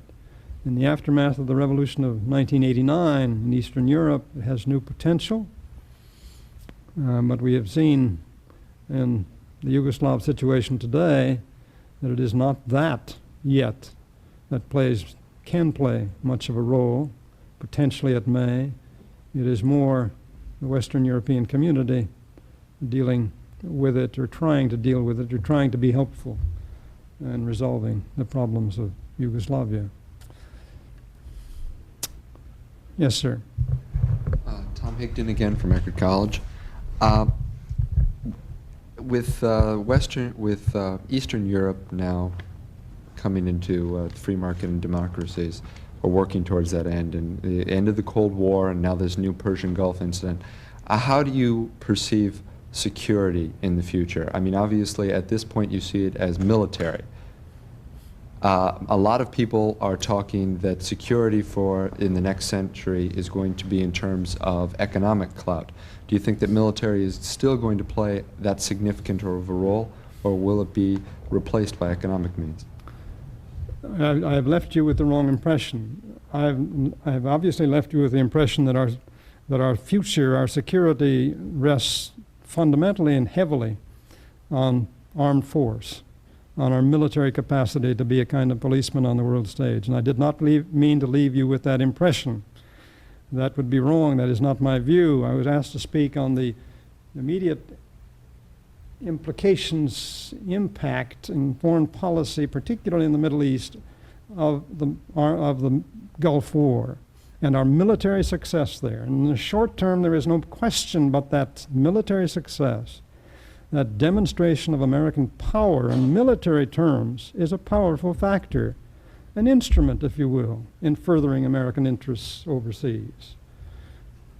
But I agree with you wholeheartedly, and I had hoped that my last point about the power of example, and I did not address it specifically in economic terms, would have reminded you that I think our real strength is what we can do at home in setting an example, what we can do in demonstrating in that example a strong economy that benefits the rank and file of our people, that shows that we are true to the example that we set in the revolution of 1989. It was our example in that revolution, in a sense, in a considerable sense, that saw the success of that revolution. Rightly or wrongly, the peoples of Eastern Europe identified us as the kind of example that they would like to follow in terms of democratic processes and a free market. Not that we are the success that they think we are. And God knows we have shortcomings. God knows our economy is in a serious strait at the present time. I agree with you, I think, in what you were saying, that our real strength for the long term is in the economic area, particularly given the fact that there are two new major players in economic terms, or there will be, and there are today for that matter, on the world scene, and that is the European Community now, and particularly beginning in 1992, and Japan. And the other, what are they called? The tigers of the Far East and Southeast Asia. Those countries out there, Korea, South Korea, Taiwan, and the others, Indonesia. The potential that they've got and are demonstrating in putting the emphasis that they have on a free market and an economic growth. We can learn from them in that respect. We have borne a heavy burden in terms of military expenditures and the weight of those military expenditures on our budget and on our economy over the decades of the Cold War. I'd like to believe that the expenditure has been, despite the ups and downs, has been worth it in terms of the way in which that contributed to our success in confronting the Soviet Union and dealing with that threat. But I go back to what I said at the beginning. The power of our example, our real strength lies in the power of our example at home. Yes, I'm sure you would agree. Yes, ma'am. Would you talk some about the October surprise, what it was and what your position is on it? Maybe a little bit of explanation for the students on what it was? I guess I will forever be identified particularly with Iran and the hostage experience. Let me talk first about the fact that there are new indications today in the Middle East that your 6 countrymen, the 6 hostages, 6 Americans and 6 others at least, held in Beirut, might conceivably be approaching a day of freedom. I say conceivably, but because no one should go out far on any branches on that score. But there are some noises coming out of Beirut, as you've read in the newspapers in the last few days, and some noises coming out of Iran that suggest again the possibility that something could happen affecting Terry Anderson and others. And let me say in that respect, many of you have hung up yellow ribbons in recent months, the past year, in support of the troops, not necessarily in support of policy, but surely in support of our troops, our forces in this Gulf affair. Many of those yellow ribbons are coming down. Keep the yellow ribbons up a little while. They also speak with a sense of compassion and concern that I hope all Americans feel toward 6 Americans who have not regained their freedom, 2 of them after more than 6 years, which is outrageous, intolerable, and the most outrageous, violent example of abuse of fundamental human rights that I can cite anywhere. There is also the matter of the October surprise, which goes back to the hostage experience in Tehran. The October surprise, as some of you may know, is the term that was developed at that time in 1980 in the middle of the presidential election campaign when we were still held in Tehran. Mr. Carter was seeking re-election. He lost the campaign, and there was concern at that time in the Republican campaign headquarters that Mr. Carter might pull off what was called an October surprise, and that would see the hostages released before the election, which would have given, obviously, the Carter administration a major boost on electoral terms and conceivably have assured him another 4 years in office. The Republican campaign was obviously concerned that that might happen. And the charges now abroad in the media and elsewhere are that that concern on the part of the Republican entourage at that time extended to the point where they engineered a deal, supposedly, with elements of the Iranian government that would have seen us held and not released before the election, and thus help prevent an October surprise in return for assured arms shipments from the Reagan administration after that administration came into power in January. In the last few days, Mr. Foley, Speaker of the House, has announced that investigations will begin in both the House and the Senate, closed door to begin with, possible hearings later into these charges to lay at rest or to expand further on the possibility that those activities really occurred. I've taken the position myself, although I had no obvious way to speak. I have no way to say that I could speak to the evidence at hand at the time. I wasn't here. I've taken the position that I have seen no evidence that is sufficiently credible to me yet to support these allegations. I find it difficult, and I've been accused of being naive for this reason, to believe that any Americans in any responsible position, even in the middle of a hot election campaign, could have done something like this to hold American citizens in prison longer. If I am proven wrong, I will be sick at heart, and I think so will you, and I hope and pray that the charges are found to be unfounded. I think there is a possibility that elements of the Republican campaign at that time may have had contacts with the Iranians, but I am very skeptical that that evolved to the point of an actual deal. That's my position, and we will see what happens in the course of these investigations. How many of you, how many of you traveled abroad? A good many of you have. Are all of you seniors, or are there some less than seniors here? Some less than seniors. May I say this in respect to what I've just asked you? If you haven't traveled abroad in your college years, you've missed a bet. And if you've got the opportunity, still take it. And when you leave college, as every parent has told you and every commencement speaker has told you, real life hits you in the face, and your opportunities to travel and be out there footloose and fancy-free are a hell of a lot less. And any college today across this country that does not offer its students a summer abroad or a semester abroad, I think is missing the bet in expanding the perspective of our young people across this country.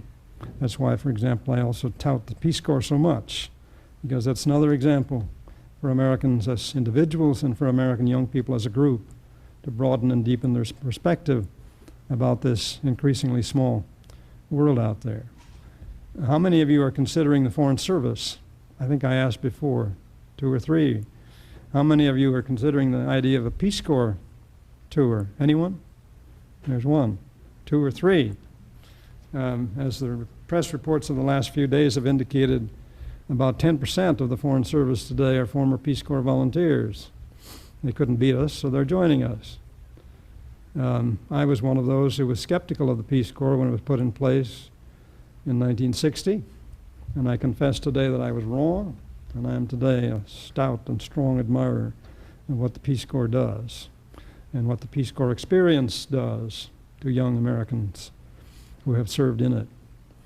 How many of you are considering government service in this town or wherever? Most of you, or a lot of you. Again, I would simply remind you it's not a bad thing. I suspect among you are some who have been reminded even after only a week here that you'd like to replace your representatives or your senators eventually. And I encourage you in that. Having had that opportunity once and not taking it, that's a choice that can be very attractive too. How many of you are sons or daughters of public officials? At least 1. But let's get back to foreign policy. Are there any other questions? Let me also, as I take the opportunity in talking to all American youth, young people audiences, get to know your immediate neighbors. 10 years down the pike, when you people will be in positions of leadership in some place or another, even in the public or the private sector, I think there are a few countries that are going to be more important to us than Canada and Mexico, our immediate neighbors. Particularly, of course, if Mr. Bush and others in both political parties have success in encouraging some kind of a North American free trade area. But also because of the obvious problems and potential of the American-Mexican relationship. It's all there, and it's increasingly in Southwest United States. Mexico is. And not least, Canada. I have a passion about Canada. I am the beneficiary. I was the beneficiary in 1980. You may remember of something called the Canadian Caper, when the government of Canada, the people of Canada, helped 6 of my staff from that embassy in Tehran escape. And they made that possible, the government of Canada did, by sacrificing their entire interests as a government, as a country in Iran. Political, strategic, economic, commercial. They set all of that aside and closed their embassy and spirited 6 American men and women out of that country. If you've ever had an example on the international scene of good neighborliness, that was it. And Americans, in my view, should never forget how fortunate we are in that small respect, yes, but also in broader dimensions to have Canada and a friendly country like that as our immediate neighbor. The former chairman of the Joint Chiefs, General Vesey, United States Army, when he was chairman, once commented, this was in the middle of the Cold War, that the Soviet Union was the only country almost totally surrounded by hostile communist states. By contrast, he made the point, the United States has had the good fortune to be surrounded by friendly states, and not least Canada. And I also mentioned Canada in the context of its of noting that the real cartel, if you will, the real international cartel of the future may not be OPEC. It may be something called WAPEC. And that, particularly for you citizens of California, is a water cartel. And the major operative in that cartel will not be Saudi Arabia, but Canada. A lot of water up there. Yes, sir. Elon College. Which college? From Elon College in North Carolina. Could you tell us about any of the interesting or surprising findings that the Commission on Public Service found in terms of public attitudes about young people going into public service especially? Well, it found a number of obvious truths, I suppose. Government, the American people like that government that governs least. That's a healthy attitude on the part of the American people. Has been from the beginning of our times, that we are skeptical about government, particularly about big government. And let me make it clear, the Volcker Commission, the National Commission on Public Service, wasn't interested in promoting big government. Mr. Volcker, if anyone, is an exemplar of something else. Our concern was quality government on the job by its workforce, both career and non-career.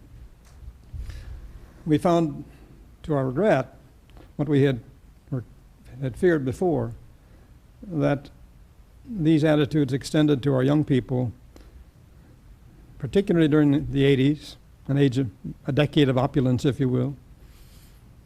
That's an overstatement. Young people, the best and the brightest of our, too few of the best and the brightest of our young people across the country were interested in public service and government. Again, I make the point, obviously not all of the best and the brightest of our young people should join government in this country. We need them in the private sector. But government needs its share of the best and the brightest, and if government is not getting it, then over the long term, we're in trouble. We found also that government was not sufficiently responsive to the needs that will be apparent, particularly in a decade or so, of drawing on minorities as they increase in size and potential in this country. So we made some recommendations in that area.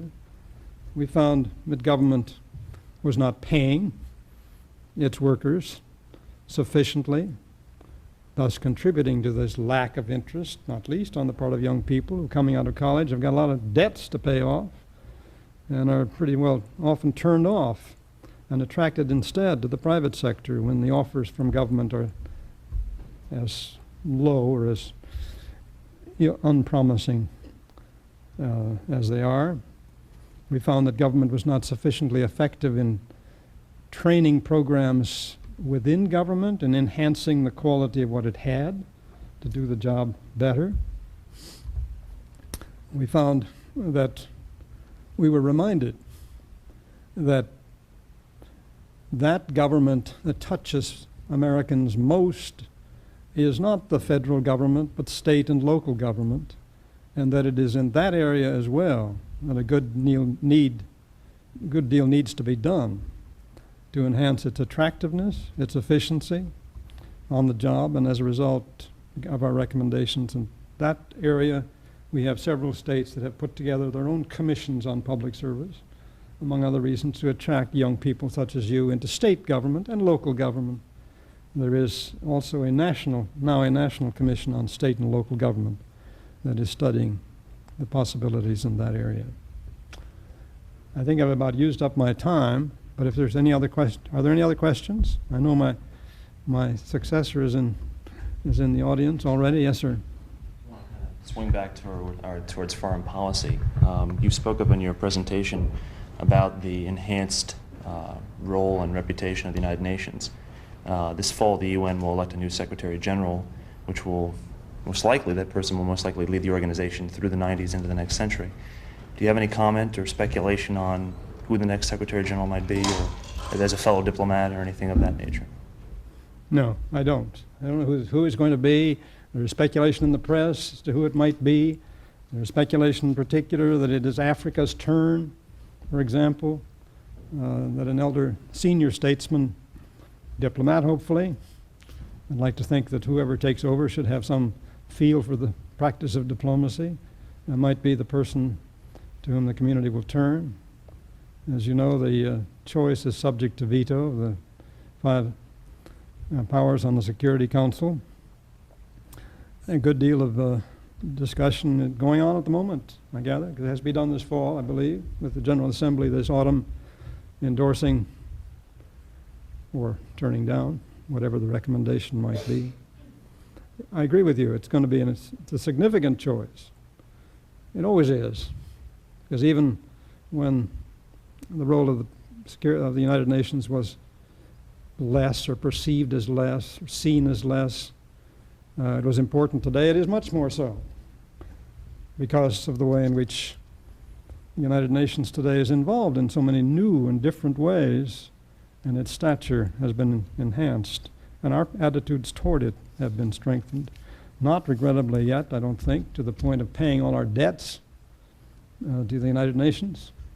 We are more in arrears than the Soviet Union as of now, but we're doing something about it if we can find it in our budget. Let me just close by saluting you again for the fact that you're here, that your commitment to service brought you to this town, that you are keeping an open mind about public service in government or elsewhere in the service of your country and in your communities. And let me say how much I envy you, not only because you're young, but also because you're young and likely and going to be participants in this country and its future over a very interesting decade, the last decade of the 20th century, a century that has not exactly set great examples in terms of some of the things that humankind have done to themselves and to each other during that time, not least the scale and potential of warfare. I guess I would say that I suspect few of you have stopped to think how lucky you are that you, 10 years from now, roughly, will be in positions of leadership from your community on up, possibly in the councils of government here in this city, at a time when this country enters the 3rd millennium of the Christian era. That's sort of awesome to think about, isn't it? And that's why I envy all of you. Good luck to all of you. Thank you.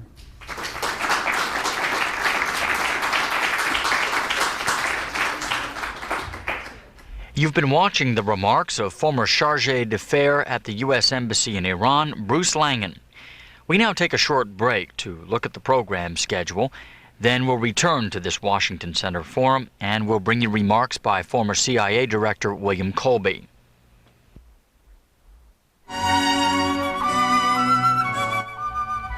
Good evening from the nation's capital. You're watching C-SPAN. The cable satellite public affairs networks are nonprofit cooperatives created and supported by the national cable television industry.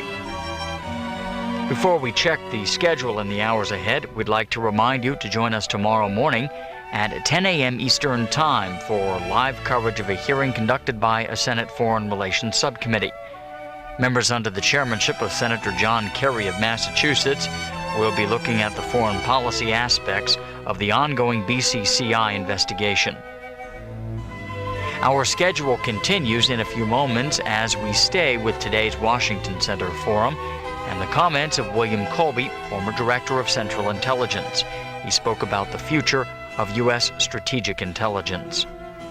Just past 1 a.m. Eastern Time, the schedule continues with today's announcement by West Virginia Democratic Senator Jay Rockefeller that he's decided not to seek the Democratic presidential nomination next year.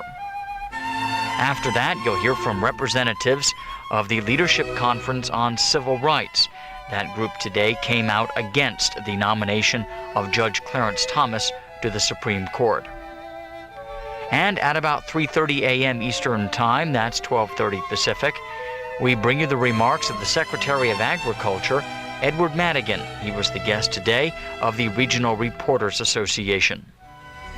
That's a brief look at the schedule and the hours ahead for C-SPAN. Thank you for joining us.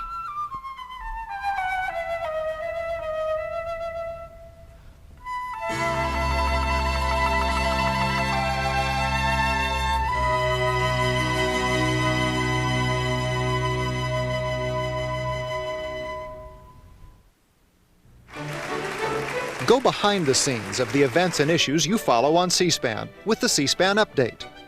Designed specially for you, the update offers articles about our coverage, profiles of Washington insiders, and program highlights every week. So call 1-800-845-9000 for your subscription to the C-SPAN Update. And as a free gift, we'll send you Gavel to Gavel, a guide to watching the House and Senate.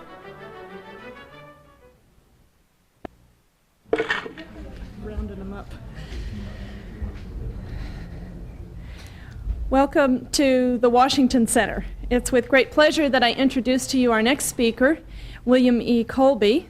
Mr. Colby holds a bachelor's degree from Columbia University. He was Director of Central Intelligence from 1973 to 1976. Earlier, he had been Chief of the CIA's Far Eastern Division from 63 to 68, and its Executive Director and Comptroller from 72 to 73. His intelligence career began during World War II when he parachuted into France and Norway to work with French and Norwegian resistance forces for the Office of Strategic Services. Since leaving the CIA, Mr. Colby's been a consultant on international and domestic political matters to various corporations, governments, and investment organizations.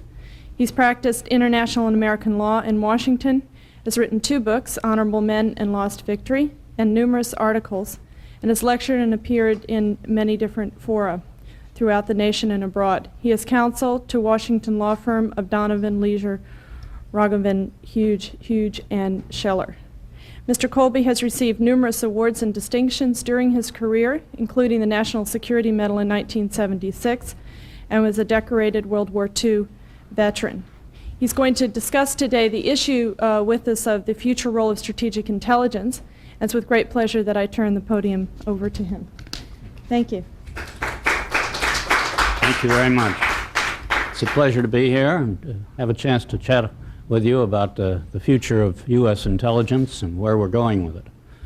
I think when you learned that I was coming, some of you sort of said, well, hot dog, we see a real live spy. And already some of you are a little disappointed. He doesn't look much like a spy. Where's the cloak? Where's the dagger? Where's the blonde? Isn't this what we get when we get a James Bond or something here? Well, I guess I've been a spy, even though I don't look like one. I've gone out of airplanes over enemy country, and I've flown around the jungles of Southeast Asia for paramilitary operations, and I've walked up the back streets of Central Europe to make secret meetings in little isolated apartments and that sort of thing. But I still don't look like that kind of an adventurous guy. And the reason is much more serious than the joke, because the reason I don't look like it is because intelligence has changed over these last years since I began my career in it. It's changed remarkably. We, Americans particularly, have conducted 4 major revolutions in intelligence in the last 40-odd years. The first of these we started right after Pearl Harbor, when we looked around to see why we were surprised by that sudden Japanese attack. And we realized that we should have been better warned, because we had information all over the American government that could have warned us better and had us on a better alert. But some of that information was in the Army, some was in the Navy, some was in the State Department, and it hadn't been brought to a central place so that it could be all looked at together and the right conclusions drawn from it. So when President Roosevelt decided he needed an intelligence service to fight the World War II that he was just in, he turned to an old friend of his named William Donovan from New York. He was a lawyer. He's the Donovan in the law firm I'm in today.